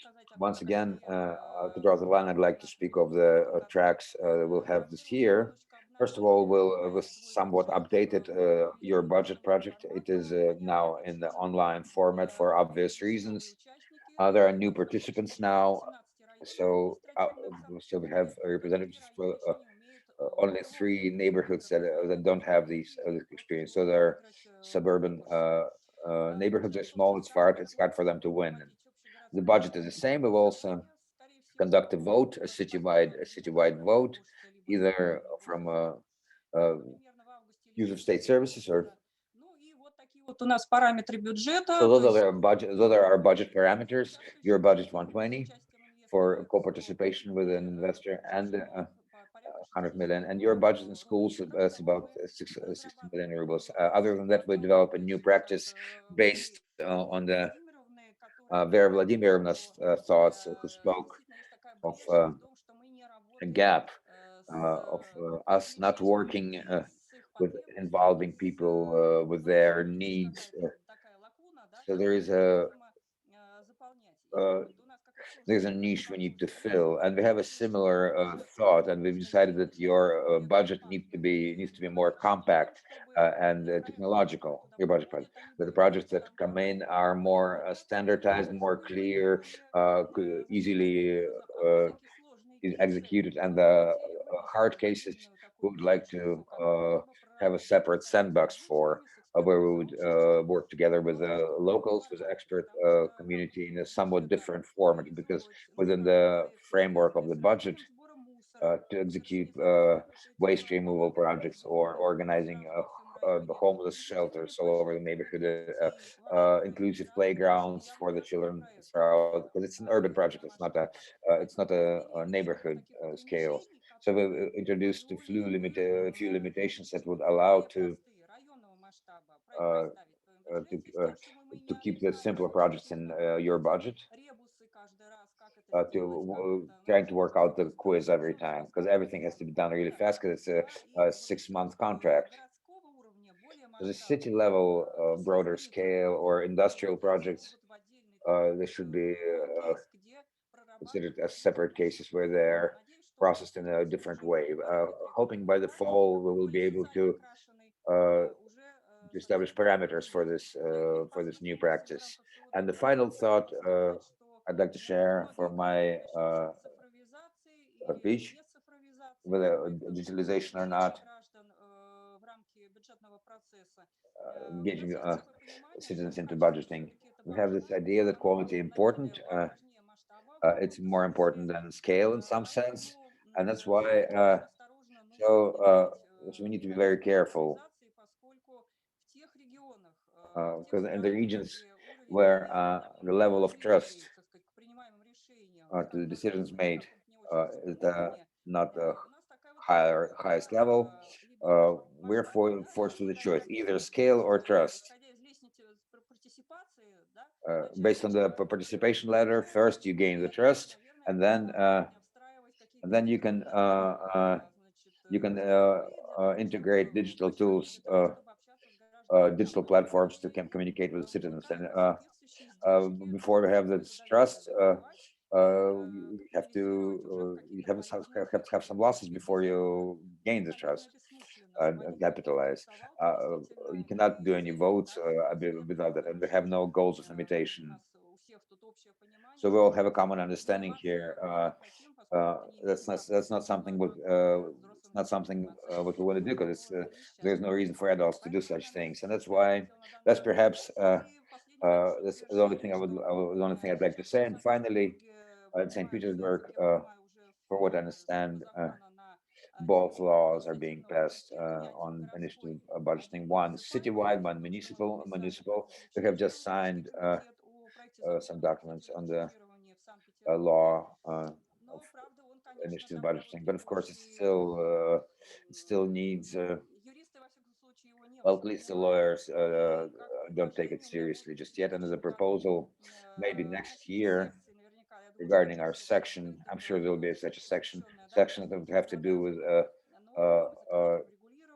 lawmaking and regulation of citizen involvement process. Maybe we need to develop some approaches to this instrument and make some model laws regarding the various models of initiative budgeting. And because our model of budget commission is not compatible with what lawmakers came up with us, and for some reason getting in touch with us and discussing something with us is not something that they want to do, or they don't have time for. I just don't understand why such work does not take place. So we have this two-page law where that would be very hardful to work with, hard for us to work with, and I doubt it would help us in anything. So that's the proposal. So if there are any questions, I would be happy to answer. Thank you so much. Yes, thank you very much. I'm always impressed, and I'm always very in awe of the vivid, colorful examples of the practices of public participation. And it is clear why is it developing so well and so quickly, because if we do everything well, it is great when we hear about the job well done.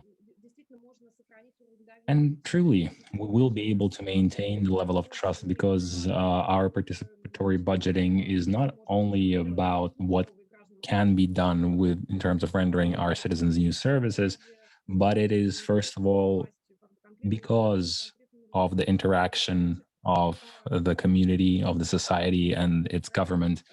And I have a lot of things that I want to say about legislation. And the only thing is, if this initiative budgeting or participatory budgeting is for the citizen, and if the citizen are taking part in it, of course, it would be good to have the legislation. We have two draft laws in the making right now, and they are very discussable, so to speak. People who will know about them are discussing them, and why not make them publicly available for public discussion, or to at least publish it on the websites of the legislative bodies?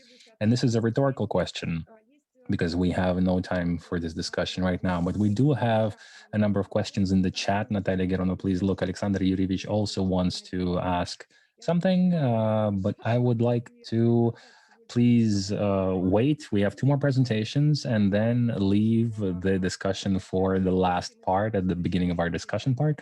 We are going to come back to this because this is truly important. And right now, our next presenter is Andrei Verashupkin. So please do turn on your sound. Ivan Rashupkin, this is our manager with a connection to the authorities from the perspective, and he's going to talk about participatory budgeting as a tool to increase the structure of political capabilities in the case of St. Petersburg. I'm sorry, where do I write the question? So you want me to ask the voices? No, I was not going to read the questions out loud. I was going to leave the questions for later, for the end of the presentation. So for us to have the time to go through all the presentations, and then for us to be able to answer the questions during the discussion phase, just write them into the general chat and they'll see the questions for everybody to be able to see them. Well, I wrote them. Okay, so you want me to just copy it into the general chat? It's okay, we see it, it's good. Okay.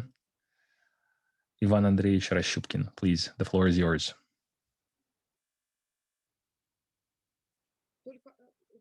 The only thing, Ivan, please turn on your microphone for us to be able to hear you. Okay. Okay. Hello, everybody. I want to thank all the presenters for their presentations, for their participation, and of course, Natalia Germanova as well. Thank you very much. I don't think I'll be able to add a lot after her very broad and very detailed presentation, but my presentation is based on the research that I've conducted, that I have been conducting over 2019, but the most data has been updated to reflect 2020 as well. This work, during this work, me and the author, we were looking at the initiative budgeting phenomena, and we were looking at through the theory of political capabilities and through political networks as well. And of course, the structure of political capabilities, it involves such aspects as the level of openness, as the level of internal cohesiveness within the elites themselves, the particulars of the connections between the political stakeholders, meaning society, business, and government, and the resistance we have to the administrative resource. And I think I don't want to stop about the what the budgeting is, but I just want to present the results. As a result of analyzing this project, we have highlighted some weak suits, some strong suits, and some threats. And I would like to mention that the universal implementation of this project that would later be followed up with the threat is the dualism when we implement this practice. The dualism consists in the fact that the project is being implemented on a district level. But if we are to look at the projects, they're on the level of municipality, but the municipal level is very unengaged. Thanks to the recent legislative changes, we will be able to maybe reinvigorate and re-engage the municipal level. But I would also like to warn against the over legislative regulation. We don't want over regulating here. I think a single legislative act would be enough here, and that would be able to document this process and to be the framework for it. And the process, unfortunately, is still weak in terms of network support. The majority of the resources that are highlighting and that are talking about this project are not as large in terms of the amount of subscribers they have. At most, it's 5,000 in VK, in Vkontakte, I think, and 600 and 700 on Facebook and on Instagram, or 300, I think, even on Facebook. And I would also like to highlight the possibilities that are present, the constant growing number of municipalities. And we can see this. We can see that this is being broadened in terms of citizen participation since 2019. A lot has changed, and the dynamics of the changes are majorly positive. But unfortunately, we do still see many issues remaining unresolved. And I would like to join the words that have been said in regards to the dangers that are to do with full digitalization. We don't want this project to go fully digital, and we want to retain these these little islands of citizen culture, which would be directed correctly, such as the groups of active citizen, which are aimed at positively working together with the various authorities. And also, I think that we need to work with the citizens, especially. This is a process of mutual learning where the authorities are learning to work with the citizens, and the citizens are also sometimes lacking in places in terms of culture or knowledge in some certain aspects. in order to cooperate with the authorities harmoniously. And I think that that's it for my short presentation. If you have any questions, I'll be glad to answer. Yes, thank you very much. If we do have questions, please write your questions in the chat window and do apply for a presentation. I'm sorry, I turned off my sound by accident. And please, yes, do file your applications for the discussion presentation. I did not allow the opportunity. I just wrote to Aura. She just thanked for her participation and she had to run to her next discussion, which is why she left us. She managed to answer all the questions, but everybody else who is still here will have an opportunity to answer the questions during the discussion. And right now, the next participant, the last one, Galina Konstantinovna Wyshinskaya from the Tverskoy State University. Please join. You're talking about digital possibilities and risks and the support of local initiatives. Okay. Hello, colleagues. Can you hear me? Okay, perfect. You can hear me. Great. Now, I want to say this outright. I am one of those people who Alexander Yurovich was talking about today. I am in the working group of the social committee of Tverskaya region. And so we are those who talk about the interest who were criticized today for them being bad at being part of the process. We're a good part of the process in Tverskaya, the Tverskaya Oblast, Tverskaya region, because thanks to our participation in public hearings on budgeting, be that in the Ministry of Finance, be that on various meetings and roundtables in the government, be that in the presentation of the budget in the Federal Assembly, we are always able to support and we're always able to even increase the budgeting for the support of local initiatives. We consider for Tverskaya Oblast, this program is not just meaningful, it is a program that it truly allows to attract the attention to the most interesting for the citizenship and the most important issues for the public, which people are ready to vote for with their money. And it's not by accident that even in 2020, it's a year that is special. It's a year of special regimes. We have the pandemic, we have a number of quarantines, we have bans for mass events, we have limitations introduced in a bunch of regions regarding to transport. We have a number of regions refusing to carry out the support for local initiatives. For us in 2020, in terms of implementing our local initiatives, we're doing well. We have implemented 226 projects. 218 million rubles is the overall cost of these projects. And it may seem like a small sum of money comparing to St. Petersburg. And our budget is smaller and we're somewhat more depressed. And what happened? For 1 ruble of in budget investment, for budget input, in 2020, in the conditions when the people were earning less, when there was more unemployment, when there were more pessimistic moods in terms of the citizen not being sure of their future, for 1 ruble spent from the budget into the implementation of the project, we have seen 29 kopecks coming from the citizen. We think that this is a great result in terms of the fact that the majority of the projects to support local initiatives are projects in agricultural areas. We're especially focusing on this. It is important for us because even in terms of when our municipalities are being enlarged, when we have municipal regions being formed, it never happened. We don't want it to be the case for the towns to concentrate the projects that are being supported by the various local self-management authorities and the regional authorities, thereby interchanging the projects and the possibilities of active participation in initiative budgeting of the agricultural population. Given that, of course, we did run into changes Now, these transformational changes that are to do with the pandemic, they've appeared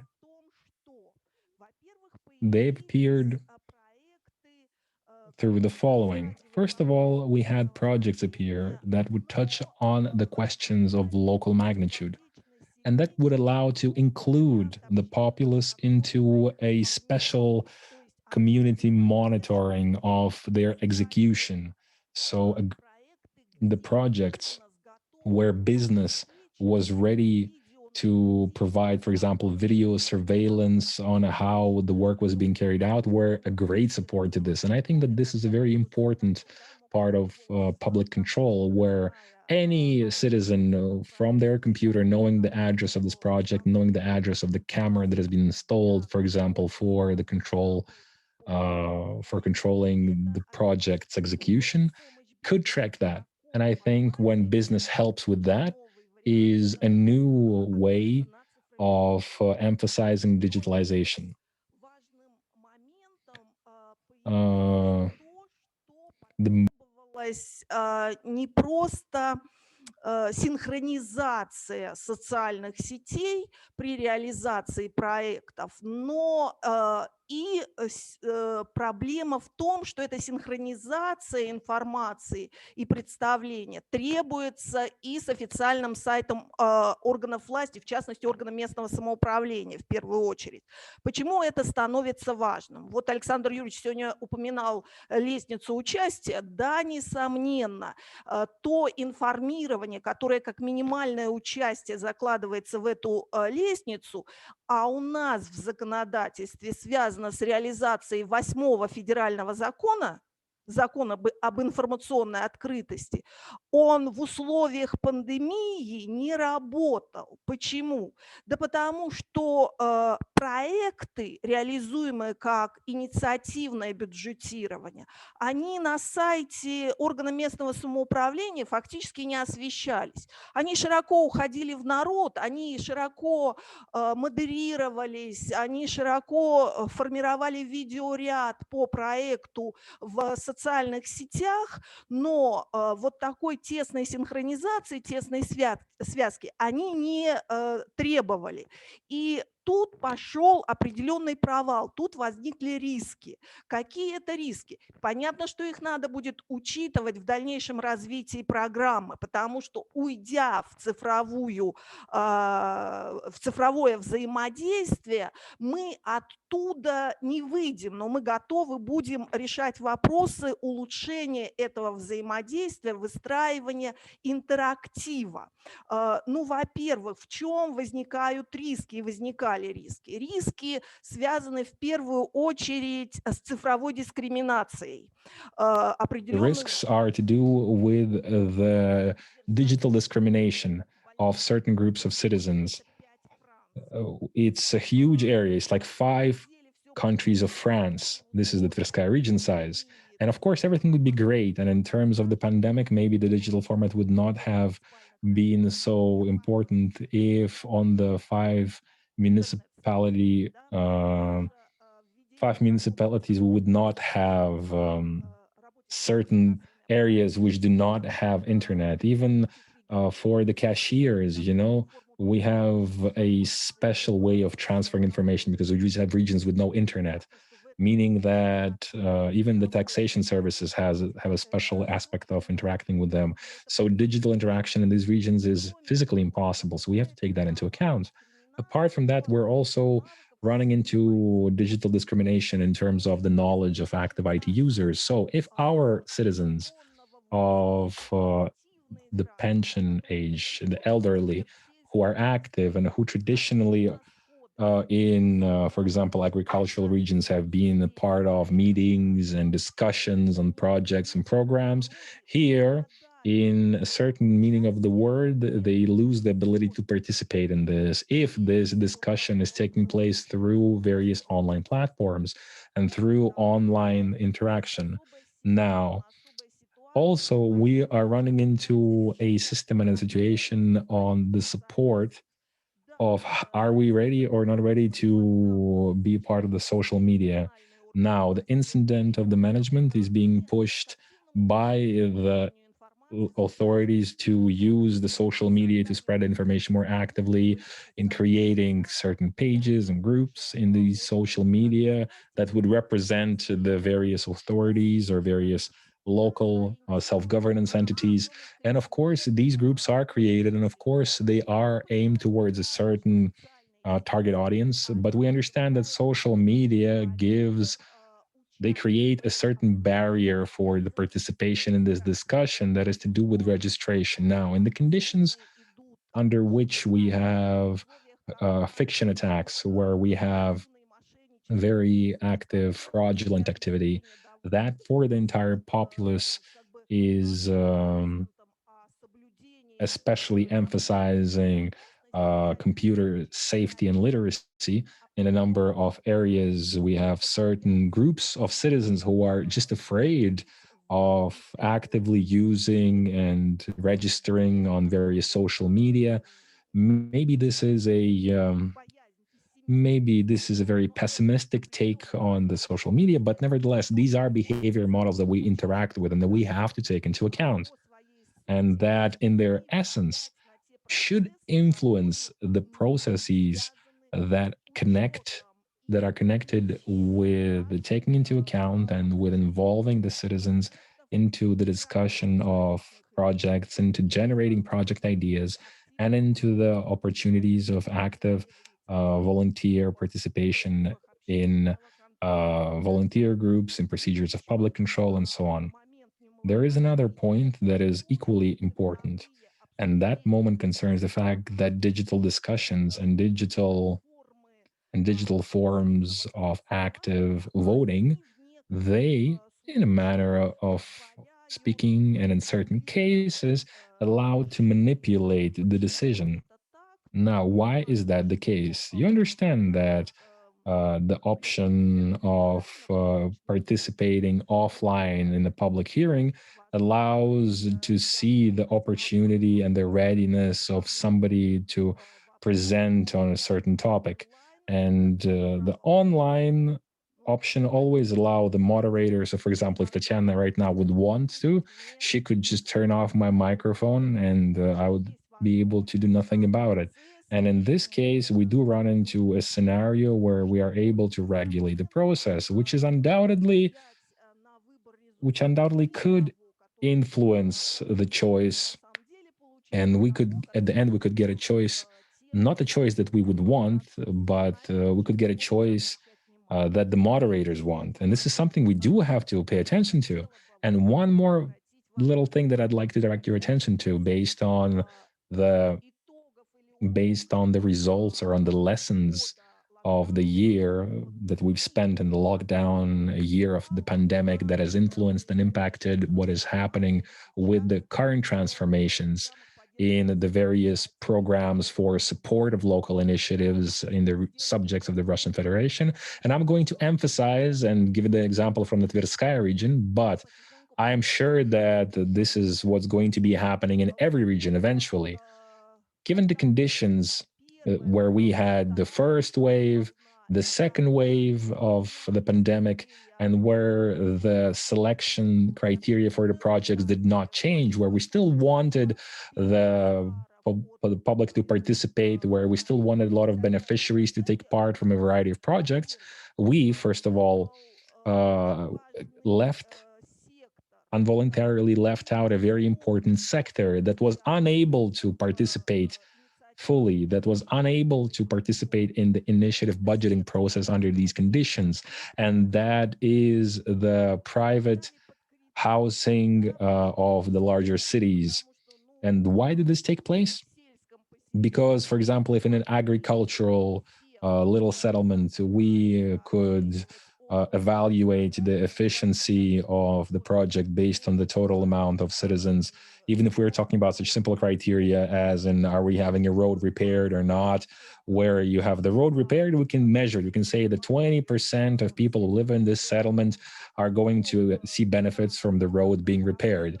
Then for a town or for a city, the criteria in terms of how many beneficiaries are there the initiative projects were being implemented for the territories of multi-story apartment buildings rather than private housing. Well, that is the situation that we ran into. And this is a fairly complicated topic.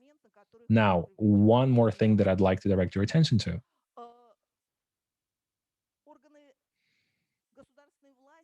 The government entities, when building the priorities in economic development of various territories, are trying to influence and are trying to impact on the choice of the projects that are going to be implemented as local initiatives.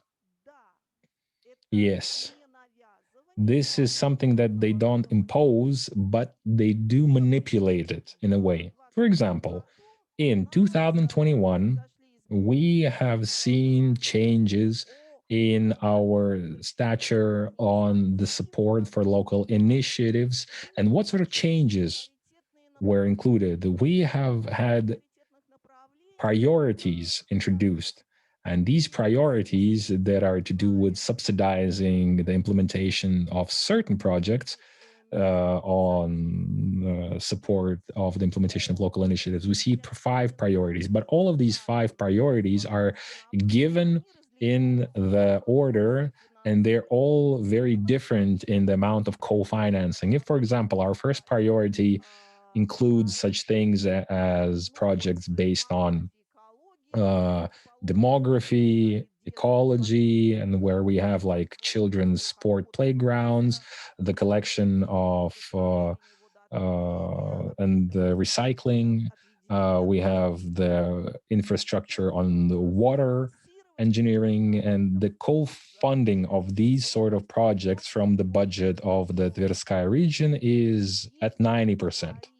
If we are to talk about, for example, the purchasing of specialized equipment and machinery, and we have this introduced as a priority in 2020 in the option of initiative budgeting, then we have 80% of co-financing. When we're talking about street lighting, we only have, this is only 3rd priority, and it is only co-financed from the budgeting to 70%. And I'm not going to list everything here, but for example, the objects that would be aimed at improving the housing will only get a 50% co-funding from the budget as a subsidy from the regional budget, respectively. And as we understand, when we are setting the priority of what is being supported more, when we are setting this percentage of co-financing, it is a very important question that directly influences the decisions that are being made.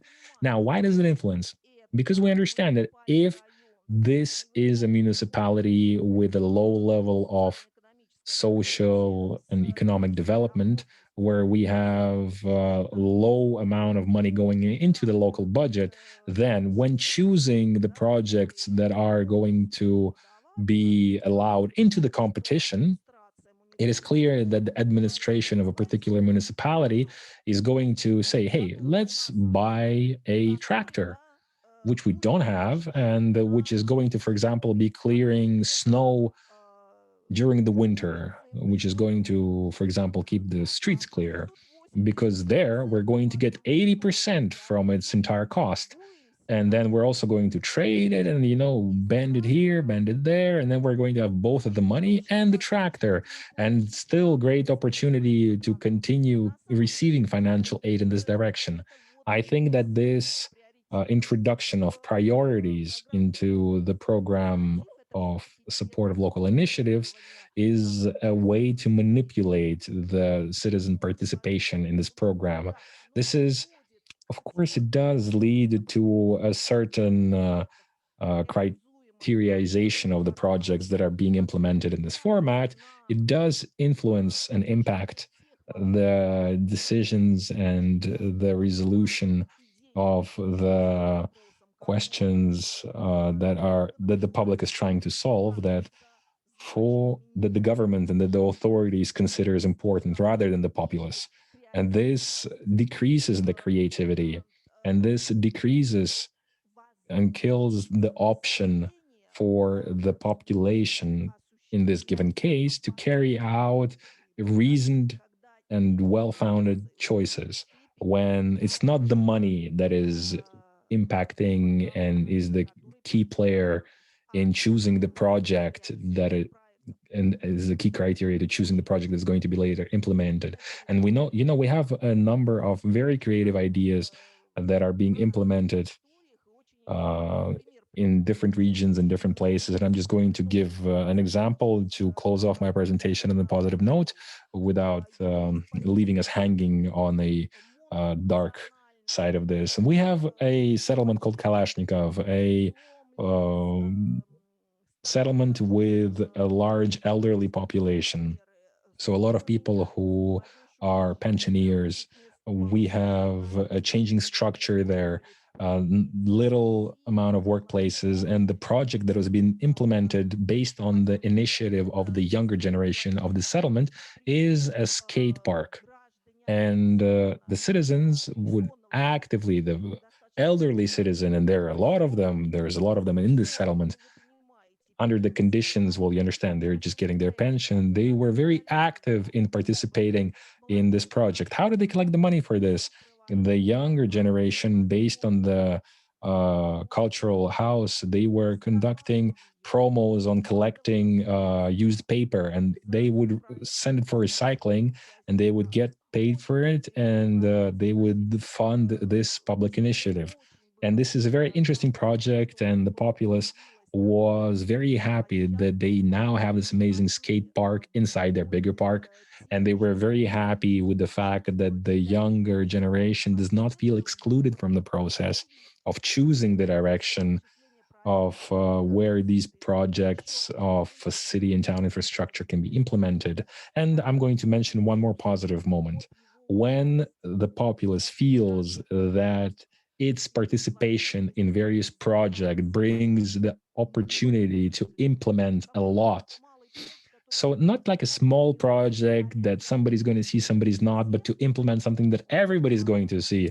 They get the taste for it and they get involved.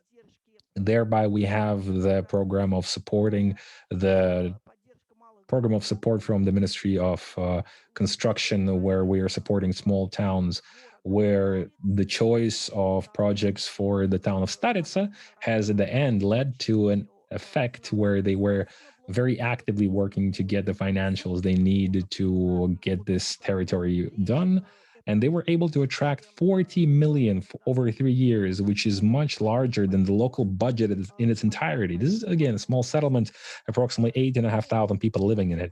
And in 2021, and as I've said, they've tasted how well they can participate, and the amount of applications to the local initiative program grew significantly. And from the winners, we've seen 35 projects that are going to receive support in the town of Staritsa through the project of the support for local initiatives. And with this positive note, I would like to end. Yes, thank you very much. Yes, this is truly an interesting experience. And you did highlight the risks very clearly. And I'm not going to go into this detail. I've thought a lot about digitalization. For me personally, digitalization have opened up enormous opportunities which I did not have in a non-digital world, and I don't want to return to a non-digital existence. For me, at least, a lot of doors are going to close. And I think the same thing goes for groups of people like the younger generation who wants their own skate parks. Maybe they want not a skate park, maybe they want something else. If the younger generation has an opportunity to participate, well, because the younger generation usually either doesn't go into the meetings or are shy to participate and to raise their voice, because you have the elderly generation who's more experienced and respected participating. But for example, women are more shy to participate live. They are always asking less for themselves. The younger generation always find themselves thinking that what they're saying, they think it doesn't matter to other people. The people who are limited, who are disabled, are being empowered by the digital world. So I think digitalization does not limit us, but grows us. So I am all for combining the two. Thank you very much for this very interesting presentation. An enormous amount of experts across the world has heard you, and I think we're all happy to hear you. And now we are going to slowly shift into the panel discussion. We've had Alexander Yurievich as part of it. You really wanted to ask his questions. I didn't allow him to. I used my digital authority, and you are the first. Now it's your chance to shine. Please turn on your sound. Yeah, okay, I got it. Natalia Germanovna already answered to me in chat with regards to my questions that I was asking personally, but my question was to do with the fact that there was an all-town voting taking place on a certain question, and I was very interested in how was that vote organized and who took part. And in the answer, she wrote that there was no discussion across all town. There was a vote which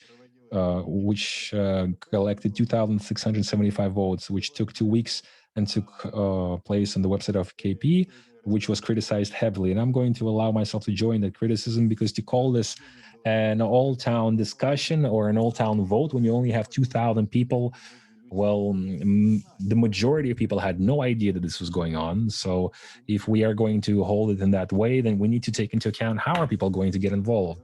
The people who are voting, who are working on this website of KP, they knew, they voted, yeah, but who else knew? I understand that a lot has been done, and I understand that there are a lot of problems, and I do want to take my hat off in respect with regards to what has been done. But these things, when people are saying an all-town vote, and we only have 2,000 votes out of like 100,000, this reminds me of the experience from our own government, but from a different committee back from the 1996.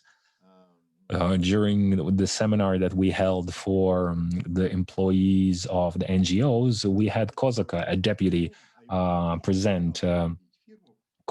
Deputy Kozaka of Kozaka. So Kozaka left to Moscow, but his deputy was still here. And we were talking about the implementation on the law of self-governance for St. Petersburg, and we wanted to divide the town into 111 municipalities back then.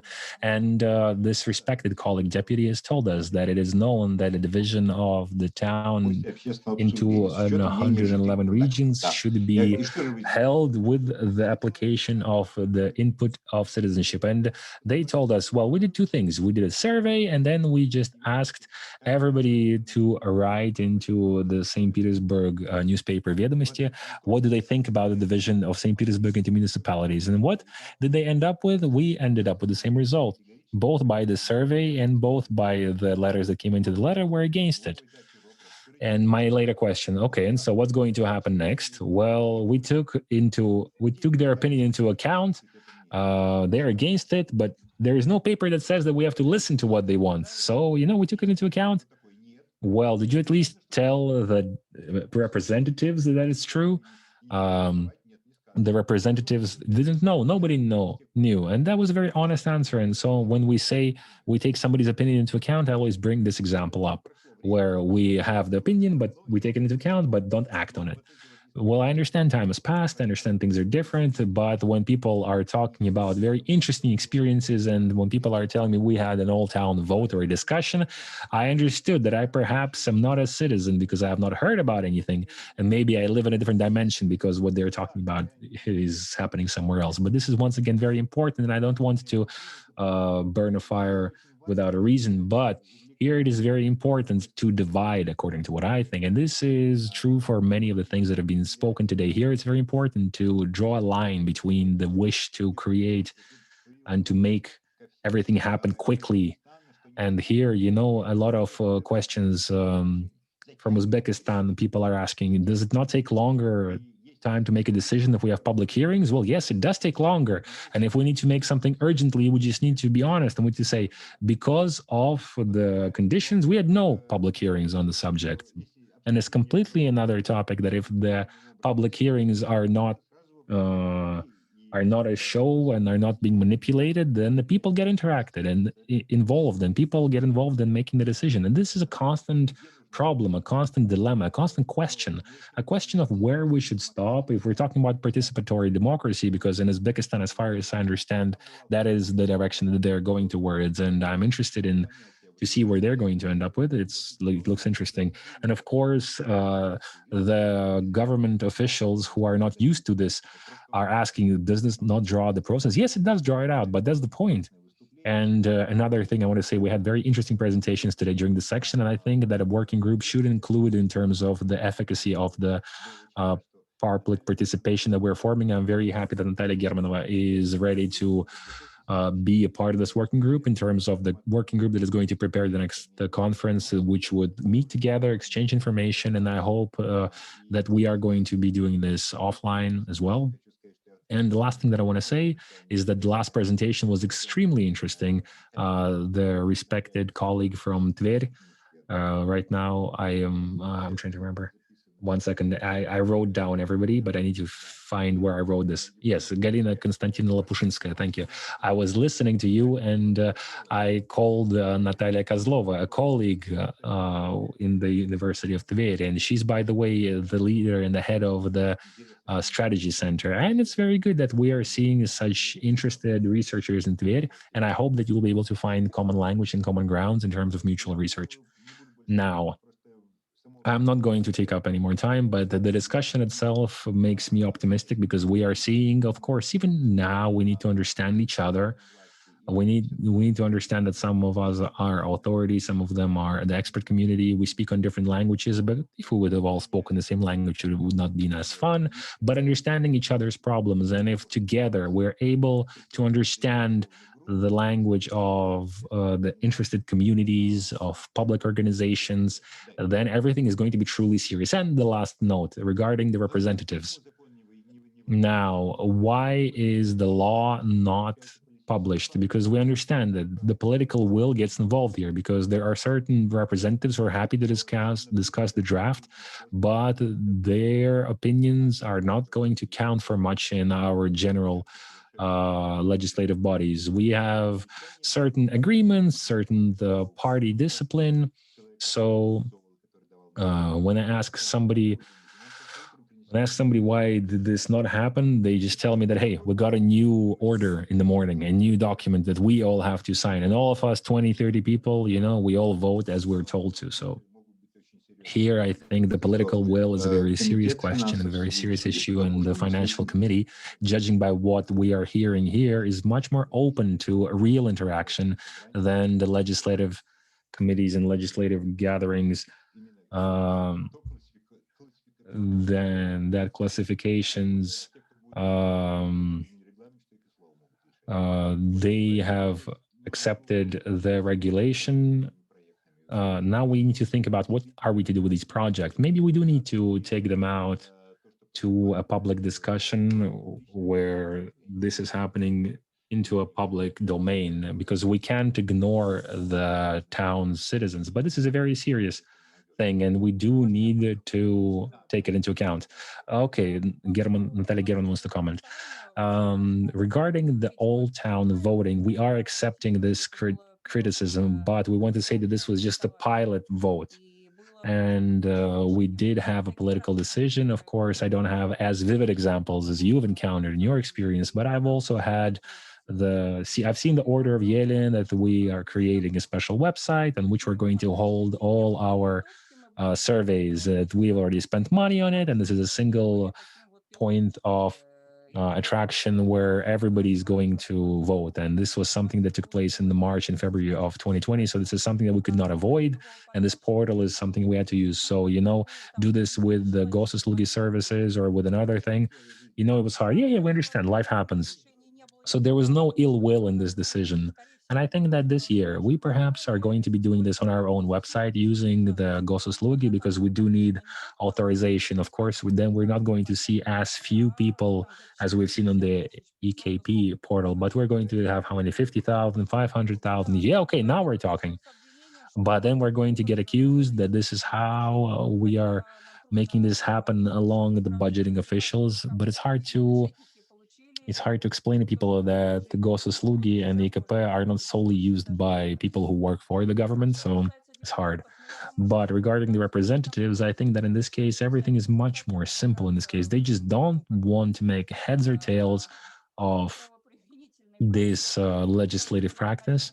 and they don't want. And I don't think that this is something that should go into a public hearing space, because we're just talking about terminology. Because this law is called about the initiative budgeting in St. Petersburg, which the lawyers tell us that we don't have any budgeting in the taxation codex.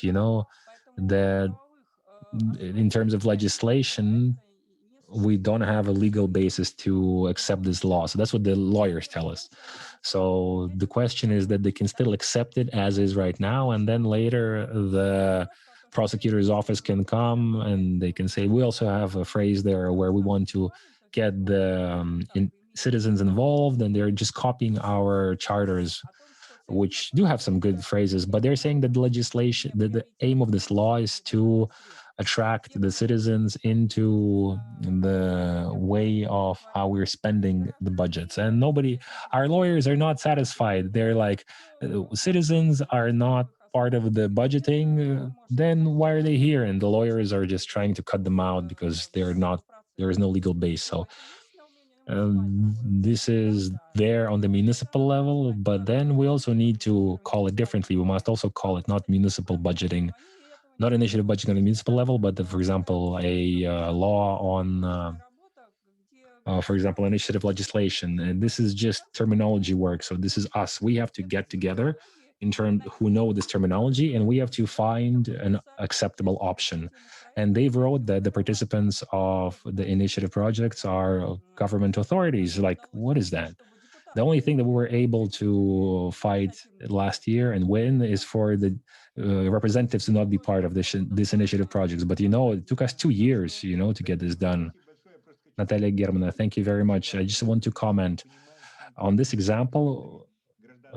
We understand that not only among experts, we understand that within a single government bodies, between the representatives, between the lawyers, and between the executive logic, we also see different languages being employed.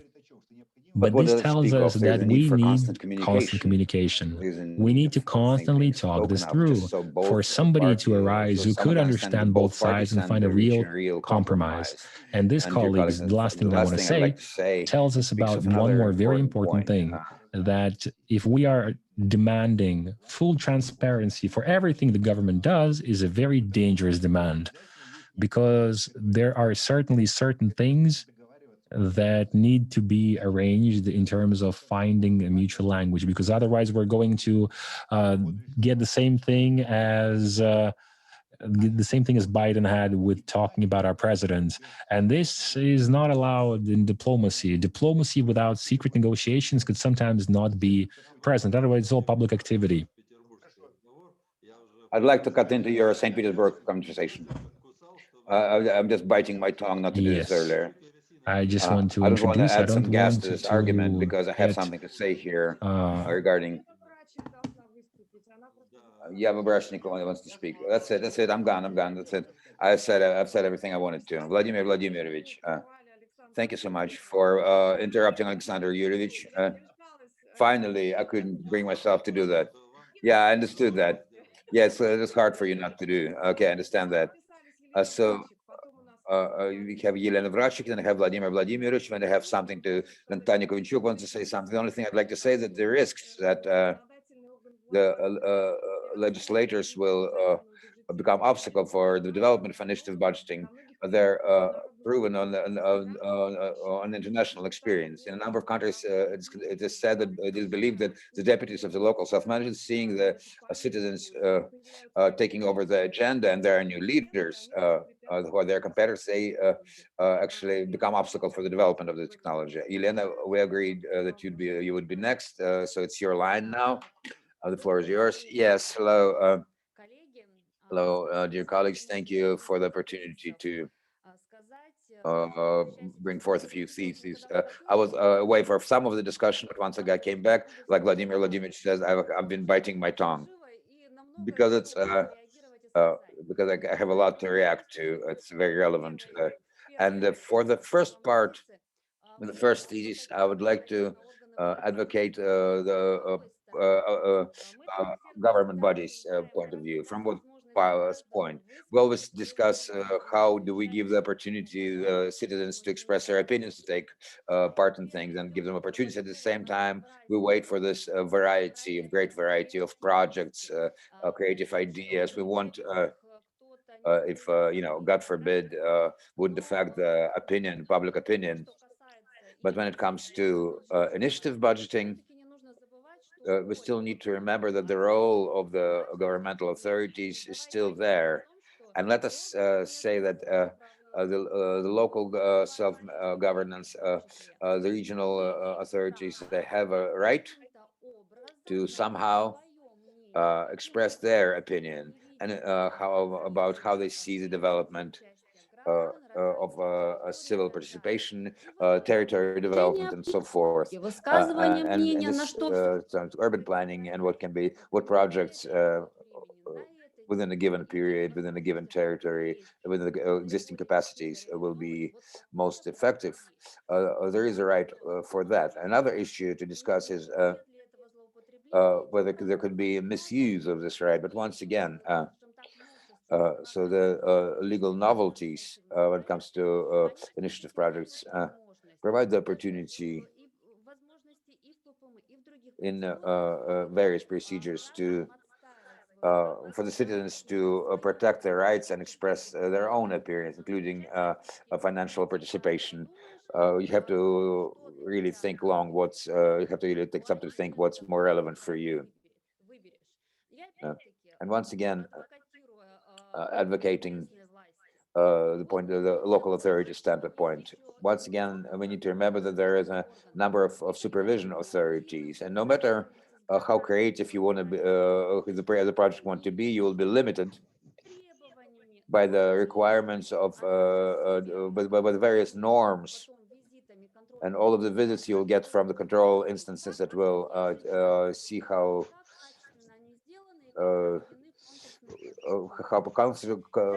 bid procedures are conducted, even if you really wanted to support a specific initiative, developing a given territory. Maybe next time, after a certain inspection, you'll be more cautious. That's the first thesis. The second thesis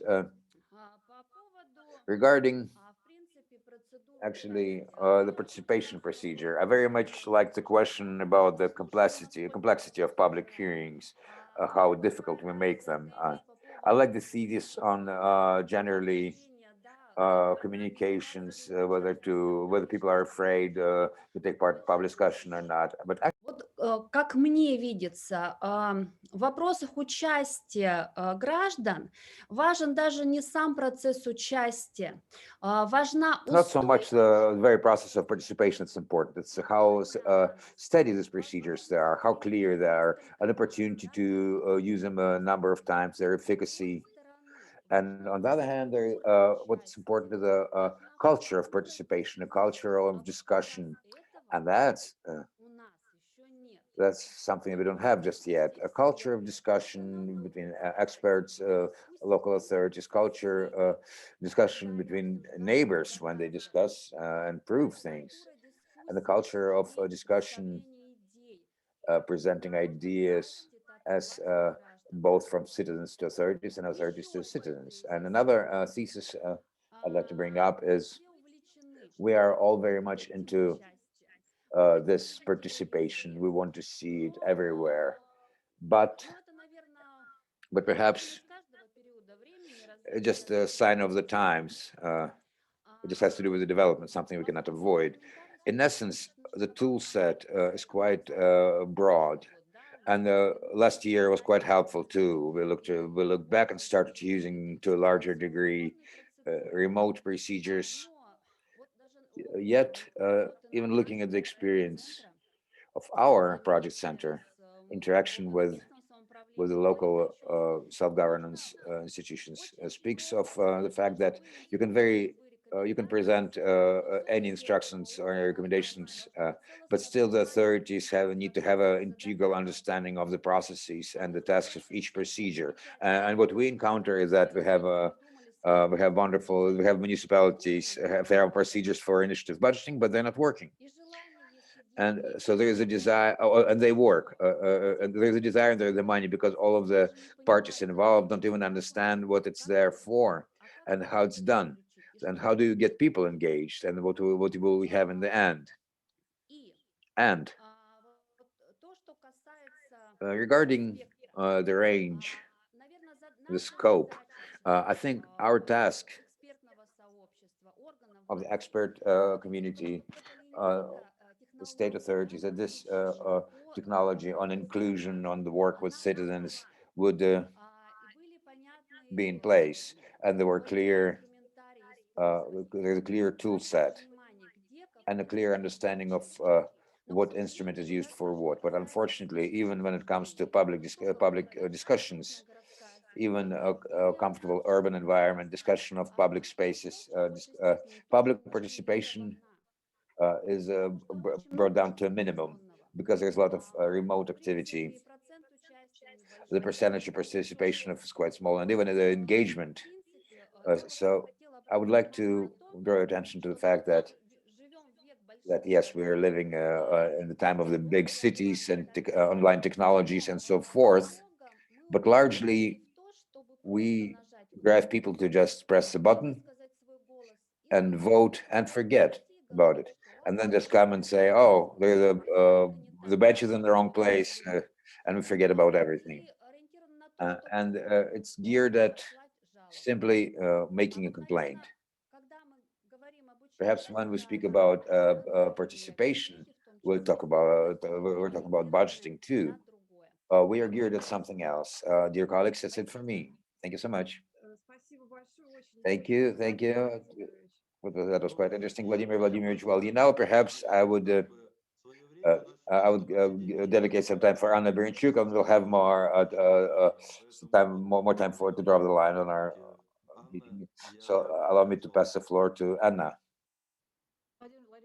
Vladimir Vladimirovich, thank you. But actually, I asked you a question in the chat on public budgeting, initiative budgeting. Is that the same thing? Initiative. When you spoke of a legislature on public budgeting, I spoke of the law on public participation, not on the budgeting. That's a slightly different thing, where initiative budgeting is a part of the process.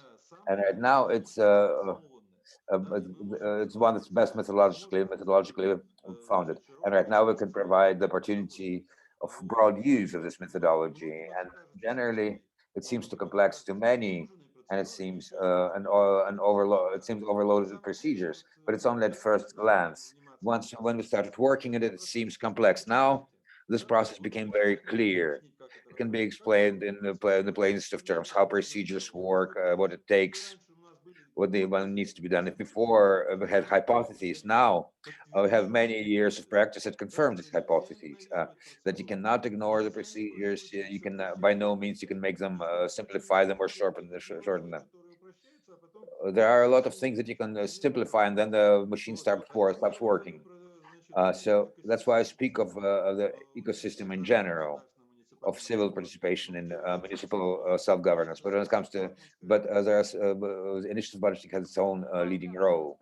I understand. Thank you. Thank you. It's hard to imagine in what, where in our legal field this can be executed. Believe me, it's not that difficult. Over the year and a half since this idea emerged, so almost 2 years, we've made great progress in the direction, and the understanding of how it should be done is in place. Besides, it turned out we're not the only ones that doing this. There is a number of constitutional laws that were passed on the same issue. We thought that we were the pioneers, but no. There were other countries that traveled this path before us. But in that sense, I'd like to propose organize a separate section at our next conference. There's been a lot said about the improvement of the legislation on public hearings, or improvement of the actual hearings, but that section has to do with the legislation. Yet at this section, I prepare we separately discuss public hearings on the federal budget project, that find some first approach. first present the international experience. We have a colleague from Gift Hour spoke, and she's has shown us two leading countries, New Zealand and South Korea. We can also invite our colleagues so they can share their experience, and we can start the discussion in order to propose some specific cases for the Ministry of Finances, to the Ministry of Finances. Of course, with understanding that we may have a different administrative system and things are organized in a different way in our state. Also, I'd like to react to in one of the speeches by Natalia Germovna, I think, about the law on initiative budgeting. I'm sure it was published at the legal information site. There were some comments made from the regions. We've seen a few iterations of this law on the initiative projects. And, yeah, it's been discussed at the Federation Council. She meant our local St. Petersburg law. Я могу про общий сказать, на самом деле. I can speak of the general law about all of these comments that never made the final version of the law. Yeah, but it was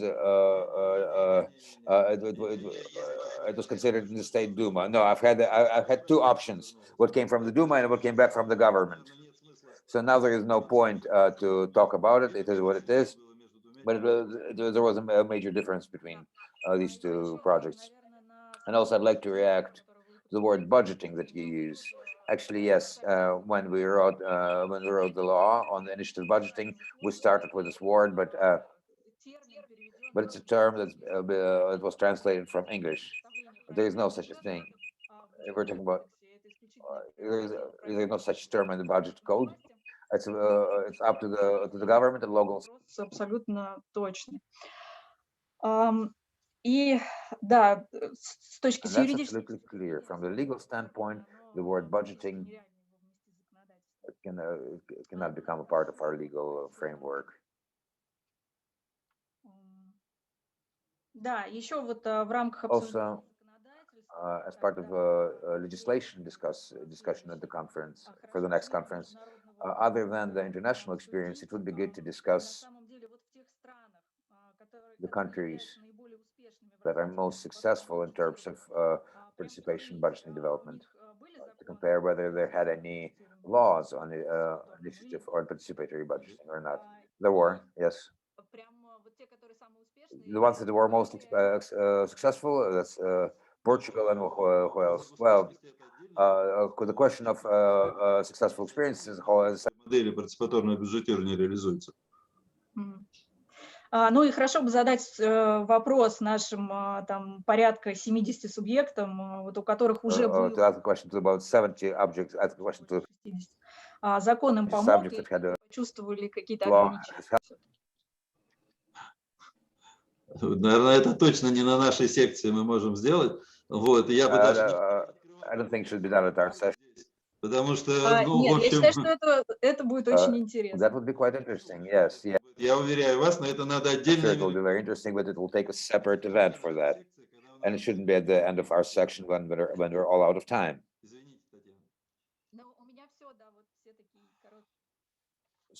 So that's it for me. Those are just my short comments. So we have no more speakers coming. So we only have time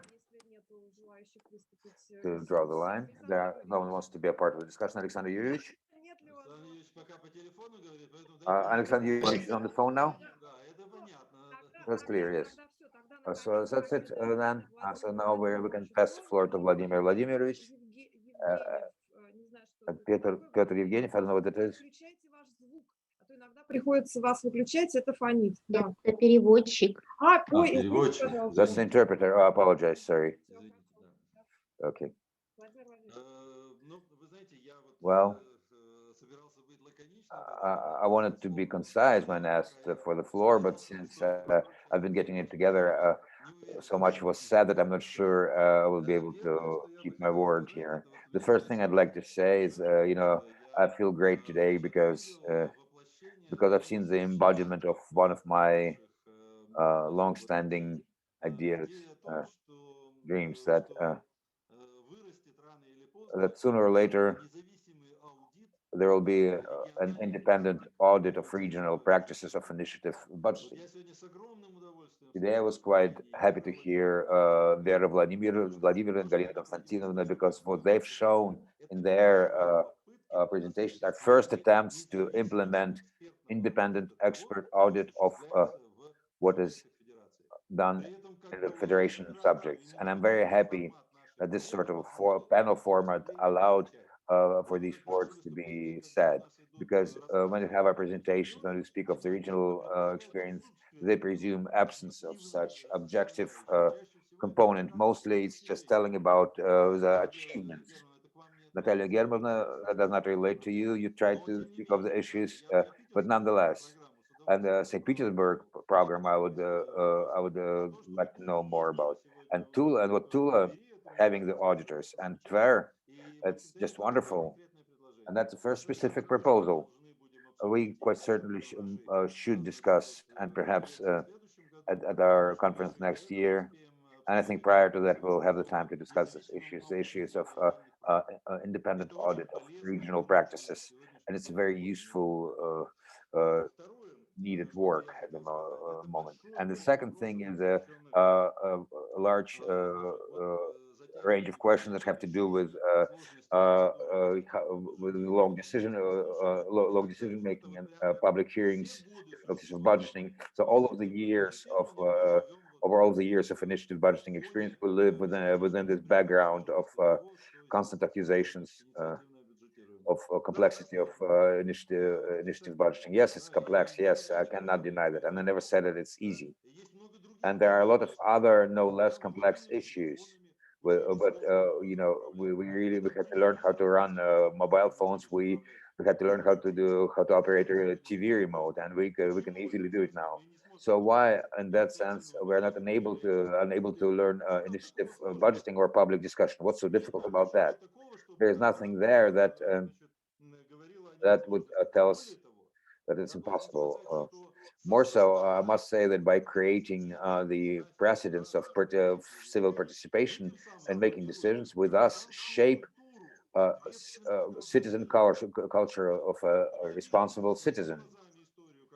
With my own eyes, I've seen when it was the sixth or seventh cycle of participation budgeting, people came at 9 p.m.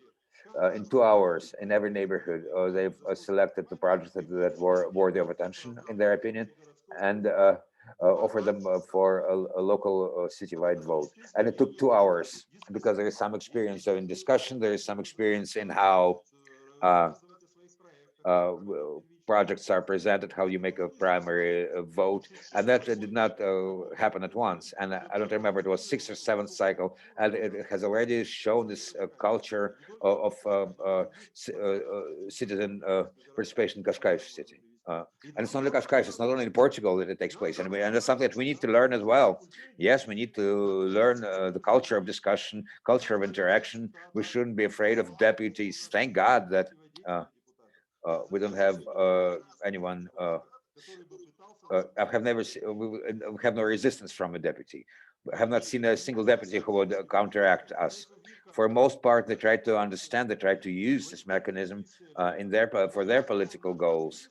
And still, our mechanism is not protected from political interference. And once again, I'd like to cite an example of Brazil, when a change of political power in Brazil has led to the discontinuation and liquidation partially of a huge decades of experience of participatory budgeting.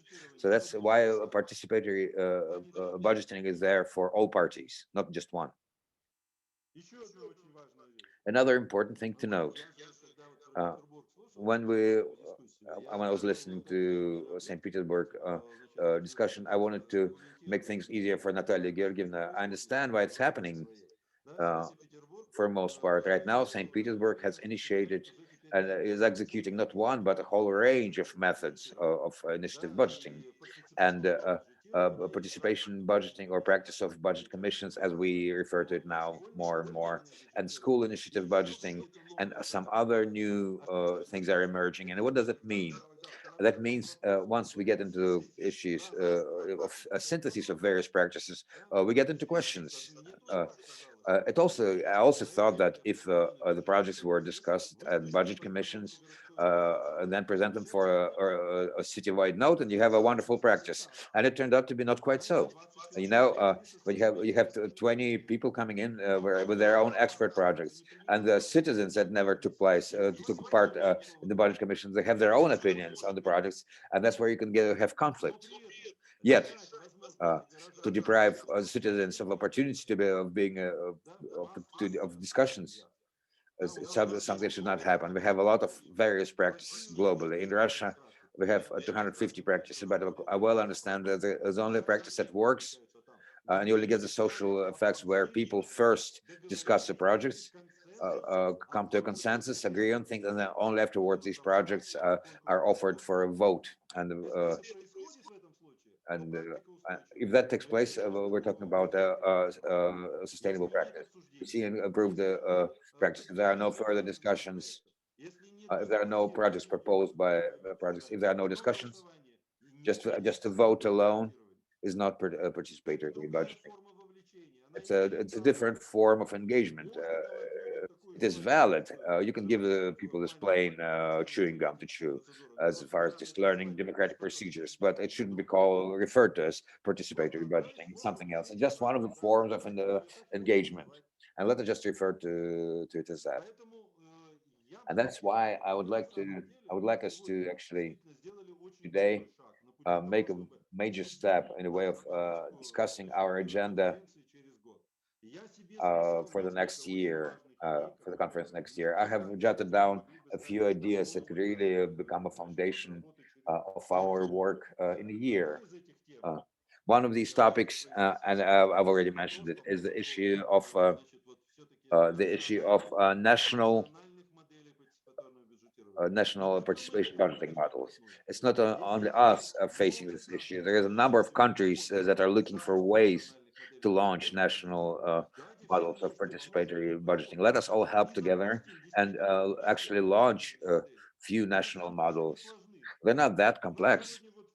The whole country is voting for for God knows what project, and we can't even organize. We cannot organize national practice. And Portuguese experience was good for us. South Korea, we can learn from. But in any case, it's worth discussing. Second important idea that was mentioned has to do with the actual assessment criteria. Of course, this is perhaps the most important part. The resulting works. It's assessment, evaluation, impact evaluation of what was done. Right now in Russia, we can finally we can measure the impact. Not everywhere. Countrywide, we're unable to do so, but there is a great number of municipalities with years of experience where this assessment can be done, evaluation. And we need a set of criteria for that. We're still speaking of hypotheses and we have a number of these, and we have a good deal of research, theoretical research. And now it's time to really discuss it in mass and agree on some universal criteria that we will together operate with. Another important question that relates to legislation, for legal norms. I'm all for creating a section dedicated to that. Legal regulations need to be reconsidered. We need to understand the experience, the regional experience from the various countries, national regulation experience. Look at some existing forms for citizen participation. So we're completing a major work that has to deal with all of the forms of citizen participation in state municipal governance, having considered all the laws of the Russian Federation, all the state programs, national projects, strategies, and we have this palette of all of the forms of participation. And now the task is to attempt to offer certain options of how the citizens can take part in determining budget allocation priorities based on the methodology we have created and today we actively promoted now. So that also could be a part of the agenda for the session. So we're at least, so I can see at least 3 sections that could be up for discussion. But I think we should go beyond the discussing the agenda. We should find the people who be people who would work on determining the content of this sections, the questions we need to discuss.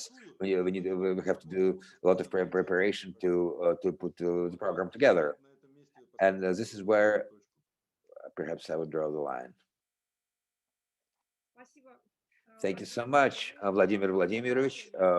We're nearing the end of our meeting. I'd like to say a few words as well. First of all, I'd like to call upon all of you who are still here. Everyone's saying goodbye little by little, but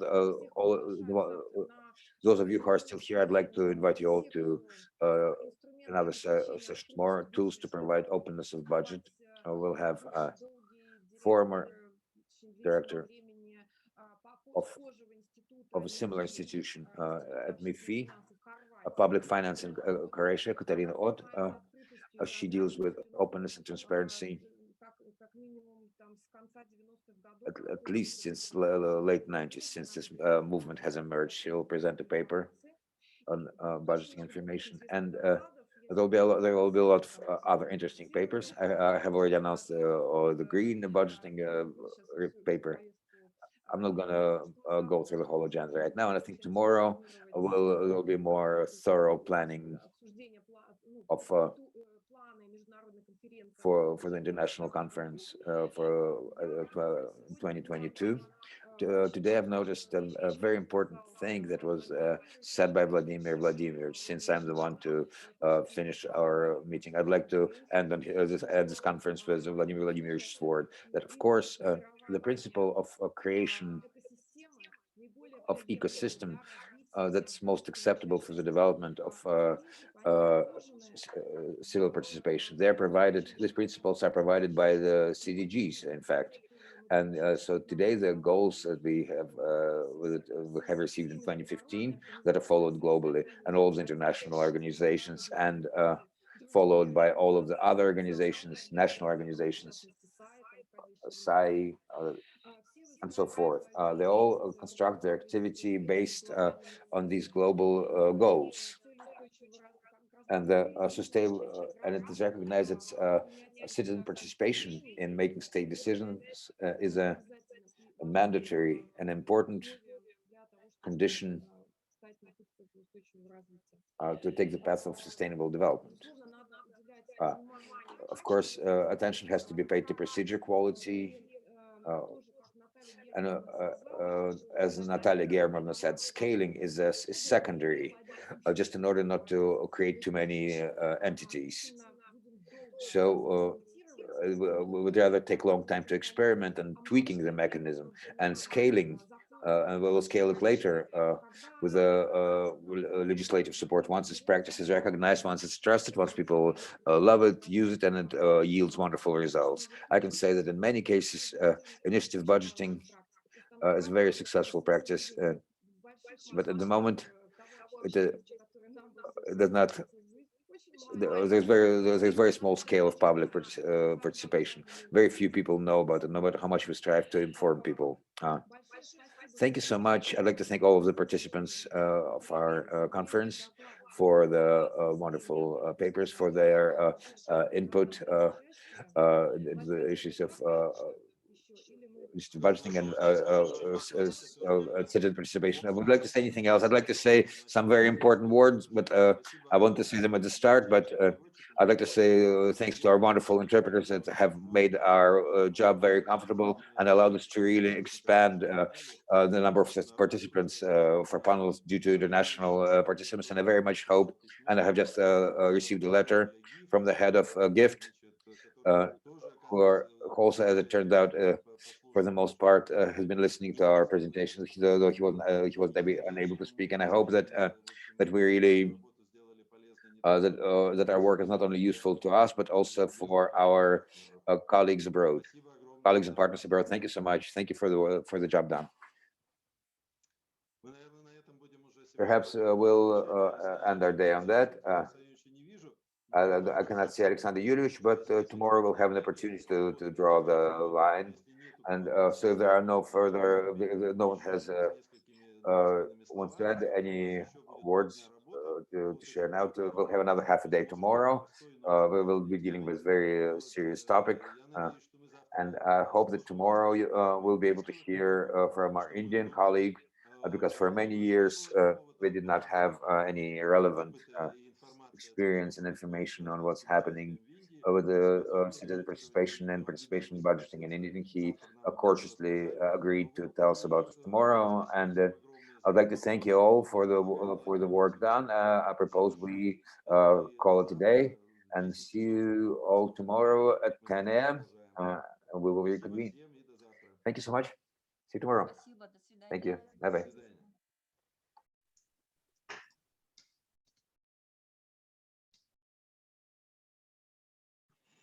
До свидания, до завтра.